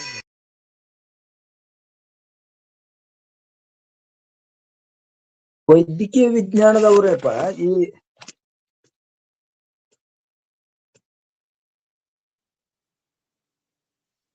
ವೈದ್ಯಕೀಯ ವಿಜ್ಞಾನದವ್ರಪ್ಪ ಅವರಲ್ಲಿ ಬಹಳ ದೋಷ ಅದಾರಿ ಅಪ್ಪ. ಏನಂದ್ರ ಮಾಂಸಾಹಾರಿ ತಿನ್ರಿ, ತತ್ತಿ ತಿನ್ರಿ, ಇದನ್ ತಿನ್ರಿ ಎಲ್ಲಾ ಹೇಳ್ತಾರ. ಈ ನಿಸರ್ಗದವ್ರು ಹಂಗ ಹೇಳುದಿಲ್ಲಪ್ಪ. ಇದು ಅಧ್ಯಾತ್ಮಕ್ಕೆ ನೇರವಾದ ಋಷಿ ಮುನಿಗಳ ತತ್ವಗಳನ್ನ ಹೇಳ್ತಾರಪ್ಪ.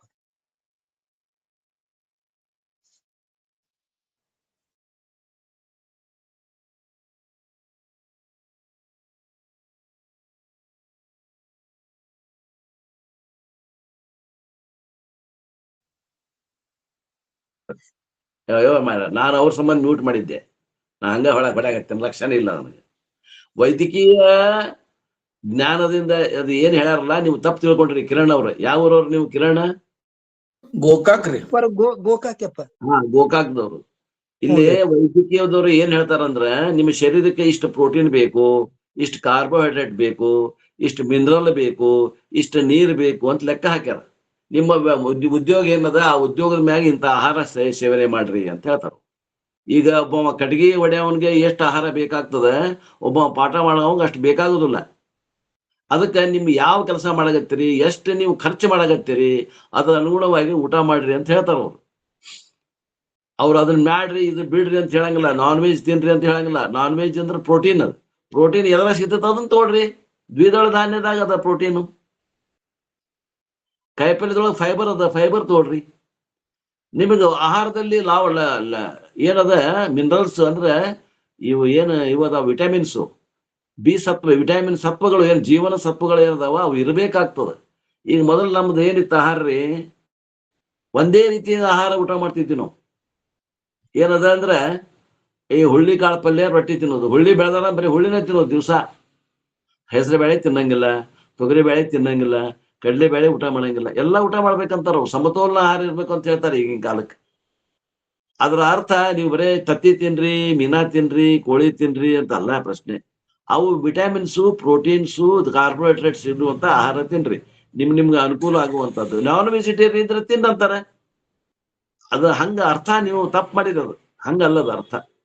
ಇಲ್ರಿ ನಾವು ವೆಜಿಟೇರಿಯನ್ ಅದೀವ್ರಿ, ನಮಗೇನ್ ತಿನ್ಬೇಕು ಹೇಳ್ರಿ ಅಂದ್ರೆ ಹೇಳ್ತಾರ ಅವ್ರು ನಿಮಗೆ. ನಮಗೆ ಕಾರ್ಬೋಹೈಡ್ರೇಟ್ ಎಷ್ಟು ಬೇಕು, ಕಾರ್ಬೋಹೈಡ್ರೇಟ್ ಅವಶ್ಯಕ್ಕಿಂತ ಹೆಚ್ಚಿಗೆ ತಿನ್ನಾಗತ್ತೀವಿ ನಾವು. ಹಿಟ್ಟಿನ ಪದಾರ್ಥಗಳು ಒಡೆದ್ರ ಪುಡಿ ಆಗೋದು ಎಲ್ಲ ಕಾರ್ಬೋಹೈಡ್ರೇಟ್. ಒಡೆದ್ರ ಕಾಳು ಆಗ್ತೈತಲ್ಲ ಅದು ಅಷ್ಟು ಪ್ರೋಟೀನ್. ವಿಟಮಿನ್ B12 ಇವೆಲ್ಲ ಜೀವನ ಸತ್ವಾಂಶಗಳು ಇರಬೇಕು. ಎಲ್ಲ ಕಾಯಿಪಲ್ಯ ಒಳಗೆ ಜೀವನ ಸತ್ವಗಳದಾವ. ಯಾವ ಜೀವನ ಸತ್ವ ಕಮ್ಮಿ ಆಗ್ತದ ಅದನ್ನ ಮತ್ತೆ ಹೊರಗಡೆ ಕೆಮಿಕಲ್ ರೂಪದಿಂದ ಕೊಡಬೇಕಾಗ್ತದೆ. ಮೊನ್ನೆ ಪರೀಕ್ಷೆ ಮಾಡಿದ್ರು, ನನಗ ವಿಟಮಿನ್ B12 ಕಡಿಮೆ ಅದ ಅಂದ್ರು. ವಿಟಮಿನ್ B12 ಇಂಜೆಕ್ಷನ್ ಮಾಡಿಸ್ಕೊಂಡೆ. ಆಹಾರ ಮಾಡ್ಕೊಂಡ್ರೆ ಅದು ಬರ್ತಿದ್ದಿಲ್ಲ. ಈಗ ಅದು ಆಹಾರದಾಗ ಅದು ಭಾಳ ಕೊರತೆ ಆಗ್ಯದ, ಇಂಜೆಕ್ಷನ್ ತಗೊಳ್ರಿ ಒಂದು ತಿಂಗಳ, ಆಮ್ಯಾಗ ಆಹಾರದಾಗ ಇಂಥ ಆಹಾರ ಊಟ ಮಾಡ್ರಿ ಅಂತ ಹೇಳ್ಯಾರ. ತಪ್ಪೇನದ್ರಿ ಅದ್ರ? ನಾವು ಅರ್ಥ ಮಾಡ್ಕೊಳ್ಳಿ ತಪ್ಪದ. ತಪ್ಪು ಎಲ್ಲದ ಅಂದ್ರೆ ಯಥಾರ್ಥವಾದ ಅವ್ರು ಹೇಳಿದ ಮಾತು ಯಥಾರ್ಥವಾಗಿ ನಮಗ ಗ್ರಹಣ ಆಗಿಲ್ಲ ಅಂತ ಅರ್ಥ. ಇರ್ಲಿ, ಈಗ ಮುಂದೆ ಏನ್ ಹೇಳ್ತಾರ ನೋಡ್ರಿ. ಪರಿಮಿತಿ ಇಲ್ಲದವನು ಮೋಕ್ಷವನ್ನು ಪಡೆಯಲಾರ.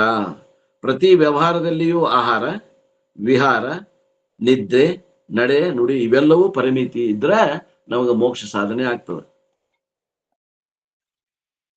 ನಮ್ಮ ಆರೋಗ್ಯ ಸರಿ ಇತ್ತಂದ್ರೆ, ದೇಹ ಆರೋಗ್ಯದಿಂದ ಇತ್ತಂದ್ರೆ ನಾವೇನಾದ್ರೂ ಸಾಧನೆ ಮಾಡ್ಬೋದು. ಈ ಶರೀರದಾಗ ರೋಗ ರುಜಿನ ಇದ್ವು, ಮನಸ್ಸಿನಾಗ ವ್ಯಾಧಿಗಳು ಇದ್ವು ಅಂದ್ರೆ, ಮಾನಸಿಕ ಇದ್ದ ಅಂದ್ರೆ ಅವ ಏನ್ ಸಾಧನೆ ಮಾಡಕ್ ಸಾಧ್ಯದ? ಸಾಧ್ಯ ಇಲ್ಲ. ಶರೀರ ಮಾಧ್ಯಮ ಖಲು ಧರ್ಮ ಸಾಧನಂ ಅಂತ ಹೇಳ್ತದೆ ಶಾಸ್ತ್ರ.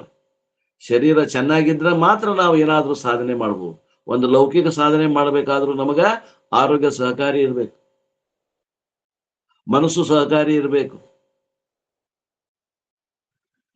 ಇದು 3ನೇ ವಿಷಯ. 4ನೇ ವಿಷಯ ಇಲ್ಲಿ ಹಾಕಿಲ್ಲ ಅವರು, ಬರ್ಕೊಡ್ರಿ 4 ಅಂತ ಹಾಕೊಡ್ರಿ. ಸಮದೃಷ್ಟಿ 4ನೇದ್ದು. ಸಮದೃಷ್ಟಿಯೇ ಜ್ಞಾನ. ಜ್ಞಾನ ಅಂದ್ರೆ ಆತ್ಮಜ್ಞಾನ, ನಮ್ಮ ವಿಷಯ ಜ್ಞಾನ ಅಲ್ಲ. ಯಾವುದೋ ಫಿಸಿಕ್ಸ್ ಜ್ಞಾನ, ಕೆಮಿಸ್ಟ್ರಿ ಜ್ಞಾನ, ಇತಿಹಾಸ, ಭೂಗೋಳ ಜ್ಞಾನ, ಗಣಿತ ಜ್ಞಾನ, ಈ ಜ್ಞಾನ ಅಲ್ಲ. ಆತ್ಮ ಅನಾತ್ಮ ಜ್ಞಾನ ಏನದ ಅದು ಸಮದೃಷ್ಟಿಯನ್ನು ತಂದು ಕೊಡ್ತದ ಆತ್ಮೀಯರೇ. ವಿಷಮ ದೃಷ್ಟಿ ಅಜ್ಞಾನ. ನಾವೇನು ಅಂತೀವಿ ಫಿಸಿಕ್ಸ್ ಕೆಮಿಸ್ಟ್ರಿ ನಾಲೆಜ್ ಅಂತೇವಲ್ಲ, ಇದೆಲ್ಲ ವಿಷಮ ದೃಷ್ಟಿ ಅದ. ಇದು ವಿಷಯ ಜ್ಞಾನ. ಇದು ಅಜ್ಞಾನವೇ. ಆತ್ಮಜ್ಞಾನದ ಮುಂದೆ ಎಲ್ಲಾ ಲೌಕಿಕ ಜ್ಞಾನಗಳು ಅಜ್ಞಾನ ಸಮವೇ. ಸಮ ಎಂದರೆ ಬ್ರಹ್ಮ, ವಿಷಮ ಎಂದರೆ ಸಂಸಾರ. ಇಲ್ಲಿ ತಗೊಂಡ್ರು ನೋಡಿ. ಸಮ ಅಂದ್ರೆ ಏನು? ಬ್ರಹ್ಮ. ಸಮತ್ವಂ ಬ್ರಹ್ಮ ಇತಿ ಉಚ್ಯತೆ. ಅಸಮ ಯಾವುದ್ರಿ? ವಿಷಮ ಇರುವಂತದ್ದು. ವಿಷಮ ಸಂಸಾರ ಇದನ್ನು ಕನಸೆಂದರಿ. ನಿಜಗುಂಡ್ರಿ ಹೇಳ್ತಾರೆ ವಿಷಮಾದ ಈ ಸಂಸಾರ. ಇದು ಯಾವಾಗಲೂ ಈ ಜನನ ಮರಣಾತ್ಮಕವಾದಂತ ನಮ್ದು ಏನದ ಈ ಸಂಸಾರ, ಇದು ವಿಷಮದ. ಇದು ಸಮ ಮಾಡಕ್ ಹೋಗ್ತೀವಿ ನಾವು. ಇದು ಎಂದೂ ಸಮ ಆಗೋದಿಲ್ಲ. ಇದು ನಾಯಿ ಬಾಲ್ ಸೀದಾ ಮಾಡಕ್ ಹೋದ್ರೆ ಸೀದಾ ಆಕತ್ತೇನ್ರಿ? ಅದು ಸೀದಾ ಆಗುದಿಲ್ಲ. ಆದ್ರೆ ಸೀದಾ ಮಾಡಕ್ ಹೋಗ್ಬೇಡ್ರಿ. ನೀವು ಒಬ್ಬ ಸೀದಾ ಆಗಿ ನೀವು ಪಾರಾದ್ರೆ ಸಾಕು. ಬಹಳ ಮಂದಿ ಇದನ್ನ ಸೀದಾ ಮಾಡಕ ಬಂದಾರ. ಅವ್ರು ಕೊನೆಗೆ ಏನು ವಿಚಾರ ಮಾಡಿದ್ರು ಅಂದ್ರೆ, ಇದು ಸೀದಾ ಆಗುದಲ್ಲ, ನಾವ ಸೀದಾ ಆಗ್ಬೇಕಂತ ತಮ್ಮಷ್ಟಕ್ಕೆ ತಾವೇ ಪಾರಾಗಿ ಹೋದ್ರು. ಇದು ವಿಷಮ ಸಂಸಾರ, ಇದನ್ನ ಕನಸೆಂದು ತಿಳಿ ಅಂತ ನಿಜಗುಂಡ್ರು ಹೇಳ್ಯಾರ. ಆದ್ದರಿಂದ ಈ ಸಂಸಾರ ವಿಷಮದ, ನಮ್ಮ ಸ್ವರೂಪ ಸಮ ಅದ. ಆ ಸ್ವರೂಪವನ್ನ ತಿಳ್ಕೊಂಡು ಮೋಕ್ಷವನ್ನು ಹೊಂದ್ರಿ. ಇದು ಜೀವನದಲ್ಲಿ ನಿತ್ಯ ಶಾಂತಿ ಉಂಟಾಗುತ್ತದೆ. ನೀವು ಸಮವಾದದ್ದನ್ನ ಸಾಧನೆ ಮಾಡಿದ್ರಂದ್ರೆ ಜೀವನದಲ್ಲಿ ನಿತ್ಯ ಶಾಂತಿ ಸಿಗ್ತದೆ. ಮತ್ತು ಸಮ ಬಿಟ್ಟು ಅಸಮವಾದ ಸಂಸಾರವನ್ನ ಬೆನ್ನತ್ತಿದ್ವಿ ಅಂದ್ರೆ ಹಪಾಪಿ ತಪ್ಪುದಿಲ್ಲ, ದುಃಖ ತಪ್ಪುದಿಲ್ಲ. ಯಾವ್ದು ಬೇಕು ನೋಡ್ರಿ, ನಿಮ್ಮ ಕೈಯಾಗ ಎರಡೂ ಅದಾವ.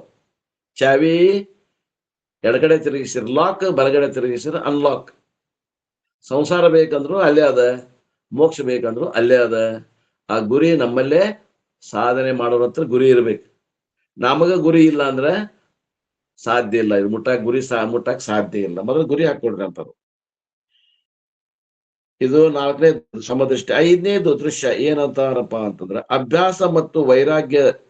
ಇವುಗಳ ಅಭ್ಯಾಸದಿಂದ ಅತ್ಯಂತ ಬಲವಾದ ದುಷ್ಟವಾದ ಮನಸ್ಸನ್ನು ಸ್ವಾಧೀನ ಮಾಡಿಕೊಳ್ಳಬಹುದು. ಮನಸ್ಸನ್ನು ಸಾಧನೆ ಮಾಡಕ ಅಂದ್ರೆ ಮನಸ್ಸನ್ನ ಸ್ವಾಧೀನ ಕಂಟ್ರೋಲ್ ಮಾಡ್ಕೋಬೇಕಂದ್ರ ಮನಸ್ಸು ಯಾವ ಗುಣದಿಂದ ತಯಾರಾಗೈತ್ರಿ? ಇದು ವಾಯುಗುಣದಿಂದ ವಾಯುಗುಣದಿಂದ ತಯಾರಾಗಿ ಪಂಚೀಕರಣ ಮಾಡಿದ ಅಭ್ಯಾಸ. ವಿವೇಕ ಚೂಡಾಮಣಿ ಆಗ್ಲಿ ಅಥವಾ ಚಂದ್ರೋದಯದಾಗ ಬಂದದ. ಮತ್ತ ಮನಸ್ಸಿನ ತಾಯಿ ವಾಯು ಅದ ಅಂದ್ರ ವಾಯು ಚಂಚಲ ಐತೆ ಅಚಂಚಲ ಐತೆ? ಚಂಚಲ ಐತ್ರಿ. ಮತ್ತ ತಾಯಿ ಜೊತೆ ಮಗಳು ಇರಕ್ ಬೇಕಲ್ಲ. ಅಂದ್ರೆ ಮನಸ್ಸು ಸ್ವಭಾವತಃ ಚಂಚಲ ಐತಿ. ಮತ್ತ ಸ್ವಭಾವತಃ ಚಂಚಲ ಇದ್ದ ಮನಸ್ಸನ್ನ ನಾವು ಏನ್ ಮಾಡ್ಬೇಕಾಗೈತಿ? ಇದನ್ನ ಅಚಂಚಲ ಮಾಡ್ಬೇಕಾಗೈತಿ. ಅಚಂಚಲ ಮಾಡ್ಬೇಕಂದ್ರೆ ಏನ್ ಬೇಕು? ಅಭ್ಯಾಸ ಮತ್ತು ವೈರಾಗ್ಯ ಬೇಕು. ಮೇಲಿಂದ ಮೇಲೆ ಅಭ್ಯಾಸ ಬೇಕು. ಆ ಮನಸ್ಸಿಗೆ ಆ ವಿಷಯಗಳಲ್ಲಿ ದೋಷ ದರ್ಶನ ಮಾಡಿಸ್ಬೇಕು.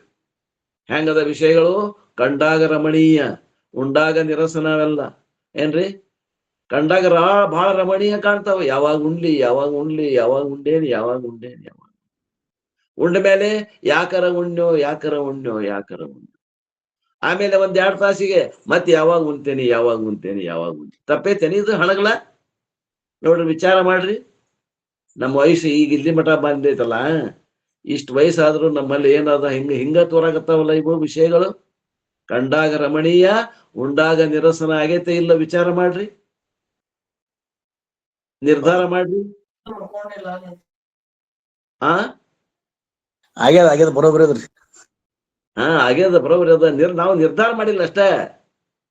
ನಿರ್ಧಾರ ಮಾಡಿಂದ ವಿಷಯಗಳಲ್ಲಿ ದೋಷ ದರ್ಶನ ಆಗ್ಬೇಕು.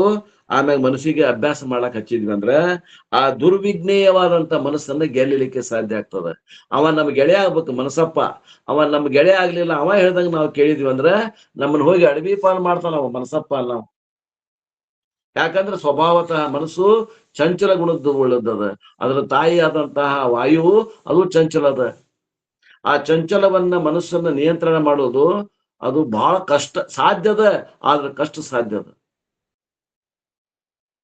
ಆ ಕಷ್ಟ ತಗೊಳಕ್ ಒಲ್ವಿ ಅಂದ್ರೆ ನಾವು ಅದಕ್ಕೆ ಸೋಲ್ಬೇಕಾಗ್ತದೆ. ಸೋತಿವಿ ಅಂದ್ರೆ ನಮ್ಮ ಸಾಧನೆ ಆಗುವುದಿಲ್ಲ.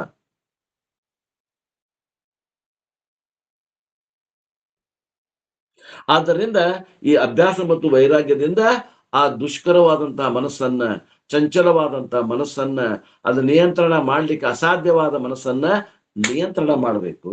ಇದು ಯಾವ್ದು 6ನೇ ಅಧ್ಯಾಯದ ವಿಷಯಗಳಾಗತ್ತಾರ ಸಂಕ್ಷಿಪ್ತ. ಇನ್ನು ಮುಂದ 6ನೇದು ಏನಪ್ಪಾ ಅಂತಂದ್ರೆ ಯೋಗ ಭ್ರಷ್ಟನು. ಏನ್ರಿ?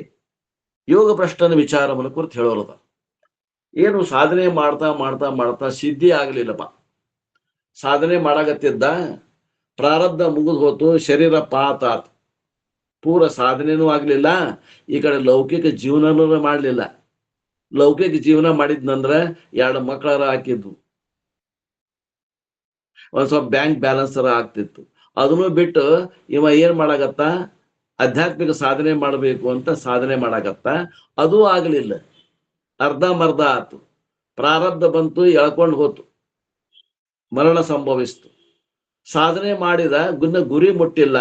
ಅಂತವಂಗ ಏನಂತೀವಿ ನಾವು? ಯೋಗ ಭ್ರಷ್ಟ. ಯೋಗ ಭ್ರಷ್ಟ ಅಂತವರ ಗತಿಯನ್ನ ಕುರಿತು ಮುಂದೆ 6ನೇ ಅಧ್ಯಾಯದಲ್ಲಿ ಹೇಳ್ತಾನೆ. ಯೋಗ ಭ್ರಷ್ಟನ ಗತಿ ಏನಾಗ್ತದ? ಅದಕ್ಕೆ ಹೆದರಬೇಡಪ್ಪ. ಯಾರಾದ್ರೂ ಯೋಗ ಭ್ರಷ್ಟ ಇದ್ರೆ ಅವ ಮನುಷ್ಯನಾಗೆ ಹುಟ್ಟಿಸ್ತೇನೆ ಅಂತ ಭಗವಂತ ಆಶ್ವಾಸನೆ ಕೊಟ್ಟಾನ 6ನೇ ಅಧ್ಯಾಯದಲ್ಲಿ. ಮತ್ತ ಅಷ್ಟೇ ಅಲ್ಲ, ನೀ ಎಲ್ಲಿ ಮಠ ಅಭ್ಯಾಸ ಮಾಡಿಯಲ್ಲ ಅಲ್ಲಿ ಮಠ ಇರುವಂತ ಸೌಕರ್ಯ ಇರುವಂತ ಮನೆಯೊಳಗ ನೀನು ಹುಟ್ಟಿಸ್ತೇನಿ. ನೀನು ಮುಂದಿನಿಂದ ಅಭ್ಯಾಸ ಮಾಡ್ಬೇಕು. ಎಲ್ಲಿ ಮಠ ಅಭ್ಯಾಸ ಮಾಡಿಯಲ್ಲ ಅದನ್ನ ಲಘು ಲಘುನ ಆಗ್ತದೆ ನಿನ್ನ ಅಭ್ಯಾಸ ಮುಂದಿನ ಜನ್ಮದಾಗ. ಅಲ್ಲಿ ನೀನು ಟೈಮ್ ಕಳೆಯಂಗಿಲ್ಲ. ಅದನ್ನ ಗ್ಯಾರಂಟಿ ನಾ ಕೊಡ್ತೀನಿ ಅಂತ ಹೇಳ್ತಾನೆ ಭಗವಂತ. ಆದ್ದರಿಂದ ನಿಶ್ಚಿಂತೆಯಿಂದ ನೀನು ಯೋಗ ಪ್ರಶ್ನೆ ಆಗ್ತೀನಿ ಅನ್ನೋ ಹೆದರಿಕೆ ಬೇಡ, ನೀನು ಸಾಧನೆ ಮಾಡು. ಯಾಕ ಇವತ್ತು ಪ್ರಾರಬ್ಧ ನಂದು ಎಷ್ಟು ದಿವಸ ಒಯ್ತೈತಿ. ನಾವು ಭಗವದ್ಗೀತೆ ಪ್ರಾರಂಭ ಮಾಡೇವಿ, ಇದನ್ನ ಎಷ್ಟು ಮಂದಿ ಮುಗಿಸ್ತೇವಿ? ಯಾರಿಗಾರ ಗೊತ್ತದೇನು? ಇಲ್ಲ. ಪ್ರಾರಬ್ಧ ಎಲ್ಲಿ ಮುಗಿತೈತಿ? ಯಾರ್ಯಾರು ನಮ್ಮ ಪ್ರಾರಬ್ಧ ಮುಗೀತಂದ್ರೆ ನಾವು ಈ ಟ್ರೈನ್ ಇಂದ ಇಳಿಬೇಕಾಗ್ತದ. ಆದ್ದರಿಂದ ಆಶ್ವಾಸನೆ ಏನದ ಅಂದ್ರೆ ಸಾಧನೆ, ನಾವು ಭಗವಂತನ ಸಾಧನೆ ಮಾಡಕತ್ತೇವಿ. ನಾವು ಯೋಗ ಭ್ರಷ್ಟರಾದ್ರೂ ಕೂಡ ಮುಂದಿನ ಜನ್ಮದಲ್ಲಿ ನಮ್ಮದು ಸಾಧನೆ ನೇರವಾಗಿ ಪ್ರಾರಂಭ ಆಗ್ತದ ಅನ್ನುವಂಥ ವಿಚಾರವನ್ನ ಯೋಗ ಭ್ರಷ್ಟರ ಸಾಧನೆಯನ್ನ ಕುರಿತು ಹೇಳ್ತಾರೆ.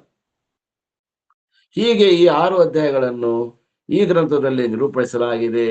ಇದು ತತ್ವಮಸಿ ಮಹಾವಾಕ್ಯದಲ್ಲಿರುವ ಮುಖ್ಯವಾದ ತ್ವಂಪದವನ್ನು ಈ 6 ಅಧ್ಯಾಯಗಳ ನಿರೂಪಣೆ ಮಾಡುತ್ತದೆ ಎಂದು ಸತ್ಯ. ಇದು ತತ್ ತ್ವಂ ಅಸಿ ಅನ್ನುವಂತಹ ಒಂದು ಮಹಾವಾಕ್ಯ. ಅದು ತತ್ ಅಂದ್ರ ಅದು, ತ್ವಂ ಅಂದ್ರೆ ನೀನು, ಅಸಿ ಅಂದ್ರೆ ಆಗಿದ್ದೀಯೇ, ನೀನು ಅದೇ ಆಗಿದ್ದೀಯೇ ಅಂದ್ರೆ ನೀನು ಜೀವಾತ್ಮನು, ಅದೇ ಅಂದ್ರೆ ಪರಮಾತ್ಮನ ಸ್ವರೂಪನೇ ಆಗಿ ಅನ್ನುವಂತ ಈ ಮಹಾವಾಕ್ಯದಲ್ಲಿ ತ್ವಂಪದ ನೀನು ಅನ್ನುವಂತ ಪದಕ್ಕೆ ಅರ್ಥವನ್ನ, ಲಕ್ಷಾರ್ಥವನ್ನ ಮೊದಲಿನ 6 ಶ್ಲೋಕದಲ್ಲಿ ಹೇಳ್ತಾರೆ ವ್ಯಾಸಾಚಾರ್ಯರು. ಇದಕ್ಕೆ ಮೊದಲನೇ ಷಟ್ಕ ಅಂತಾರೆ. 6 ಅಧ್ಯಾಯಗಳ ಗುಂಪಿಗೆ ಒಂದು ಷಟ್ಕ ಅಂತಾರೆ. ಭಗವದ್ಗೀತೆಯಲ್ಲಿ 18 ಅಧ್ಯಾಯಗಳಿವೆ. 6 ಅಧ್ಯಾಯದ 3 ಗುಂಪುಗಳಿವೆ. ಆದ್ದರಿಂದ ಭಗವದ್ಗೀತೆಯಲ್ಲಿ 3 ಷಟ್ಕಗಳು ಇವೆ. ಇದು ಮೊದಲನೇ ಷಟ್ಕದ ಸಾರಾಂಶ. ಇಷ್ಟು ಘಟಕತ್ರಯ ಅಂತ ಹೇಳಿದ್ರೆ ಪೂರ್ವದಿಂದ ಷಟ್ಕತ್ರಯಮ್ಮ. ಷಟ್ಕ ಅಂದ್ರೆ 6. ಷಟಕತ್ರಯ ಅಂತ ಹೇಳಿದ್ರೇನ್ರಿ ಪೂರ್ವ? ಷಟ್ಕತ್ರಯ ಮೊದ್ಲೇ 6 ಅಧ್ಯಾಯದಾಗ ಪ್ರಯತ್ನ ಹೇಳಿದ್ರಿ ಪೂರ್ವ. 7ರಿಂದ 12 ಅಧ್ಯಾಯದಾಗ ಪ್ರಸಾದ್ ಅಂತ ಹೇಳಿದ್ರಿ. ಆಮೇಲೆ 12ರಿಂದ 18 ಅಧ್ಯಾಯ ಅಂದ್ರ ನಡತೆ ಬಗ್ಗೆ ಹೇಳ್ಯಾರ ಅಂತ ಹೇಳಿದ್ರಿ ಪೂರ್ವ. ಅಲ್ಲಮ್ಮ, 1ರಿಂದ 6 ಅಧ್ಯಾಯ ತ್ವಂಪದ ವಿಚಾರ ಬರ್ಕೊಡ್ರಿ ಇನ್ನೊಮ್ಮೆ, ಅದನ್ನ ನೋಡೋಣಂತೆ. ನೀವ್ ಹೇಳಿದ್ದ ಎಲ್ಕೆ ಗೊತ್ತಿಲ್ಲ, ನಾ ಹೇಳಿದ್ ಹೇಳ್ತೀನಿ. 1ರಿಂದ 6ನೇ ಅಧ್ಯಾಯ ತ್ವಂಪದ ವಿಚಾರ. 7ರಿಂದ 12ನೇ ಅಧ್ಯಾಯ ಏನದಲ್ಲ ತತ್ಪದ ವಿಚಾರ. ತತ್ ಅಂದ್ರೆ ಪರಮಾತ್ಮ ಈಶ್ವರನ ಬಗ್ಗೆ ವಿಚಾರ ಅದ. ಇದು ತ್ವಂಪದ ಅಂದ್ರೆ ಜೀವಪದ ವಿಚಾರ. 13ರಿಂದ 18ನೇವರೆಗೆ ಅಸಿಪದ ವಿಚಾರ ಅಂದ್ರೆ ಜೀವಾತ್ಮನು ಪರಮಾತ್ಮನೇ ಇದ್ದಾನೆ ಅನ್ನುವಂಥ ವಿಚಾರ. ಆದ್ದರಿಂದ 18 ಅಧ್ಯಾಯದಲ್ಲಿ 3 ವಿಷಯಗಳದಾವ. ಒಂದು ತ್ವಂಪದ ವಿಚಾರ, ಒಂದು ತತ್ಪದ ವಿಚಾರ, ಒಂದು ಅಸಿಪದ ವಿಚಾರ. ಹಂಗಾರೆ ಏನ್ ಹೇಳ್ದಂಗ ಆಯ್ತು ಭಗವದ್ಗೀತೆ ಅಂದ್ರ ತತ್ ತ್ವಂ ಅಸಿ ಮಹಾವಾಕ್ಯವನ್ನ ಹೇಳ್ದಂಗಾಯ್ತು.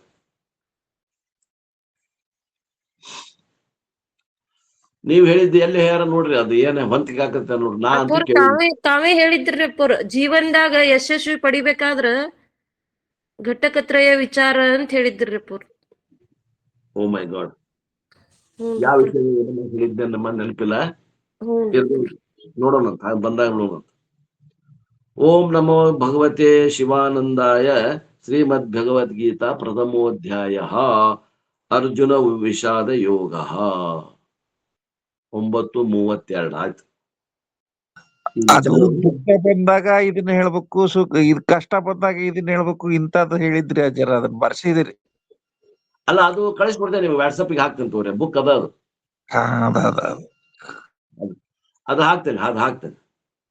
ರೆಡಿಮೇಡ್ ನಿಮ್ಗೆ ಯಾವ್ದಾದ್ರು ಏನಾರ ಸನ್ನಿವೇಶ ಹಂಗ್ ಬಂದಾಗ ಭಗವದ್ಗೀತೆಯ ಯಾವ ಅಧ್ಯಾಯ ಯಾವ ಶ್ಲೋಕ ನೋಡ್ಬೇಕು ಅನ್ನೋದನ್ನ ಐತಿ. ಅದನ್ನ ನಾಳೆ ನಿಮಗೆ ಉಪನಿಷತ್ ಇದೈತಲ್ಲ, ಯಾವ್ದದು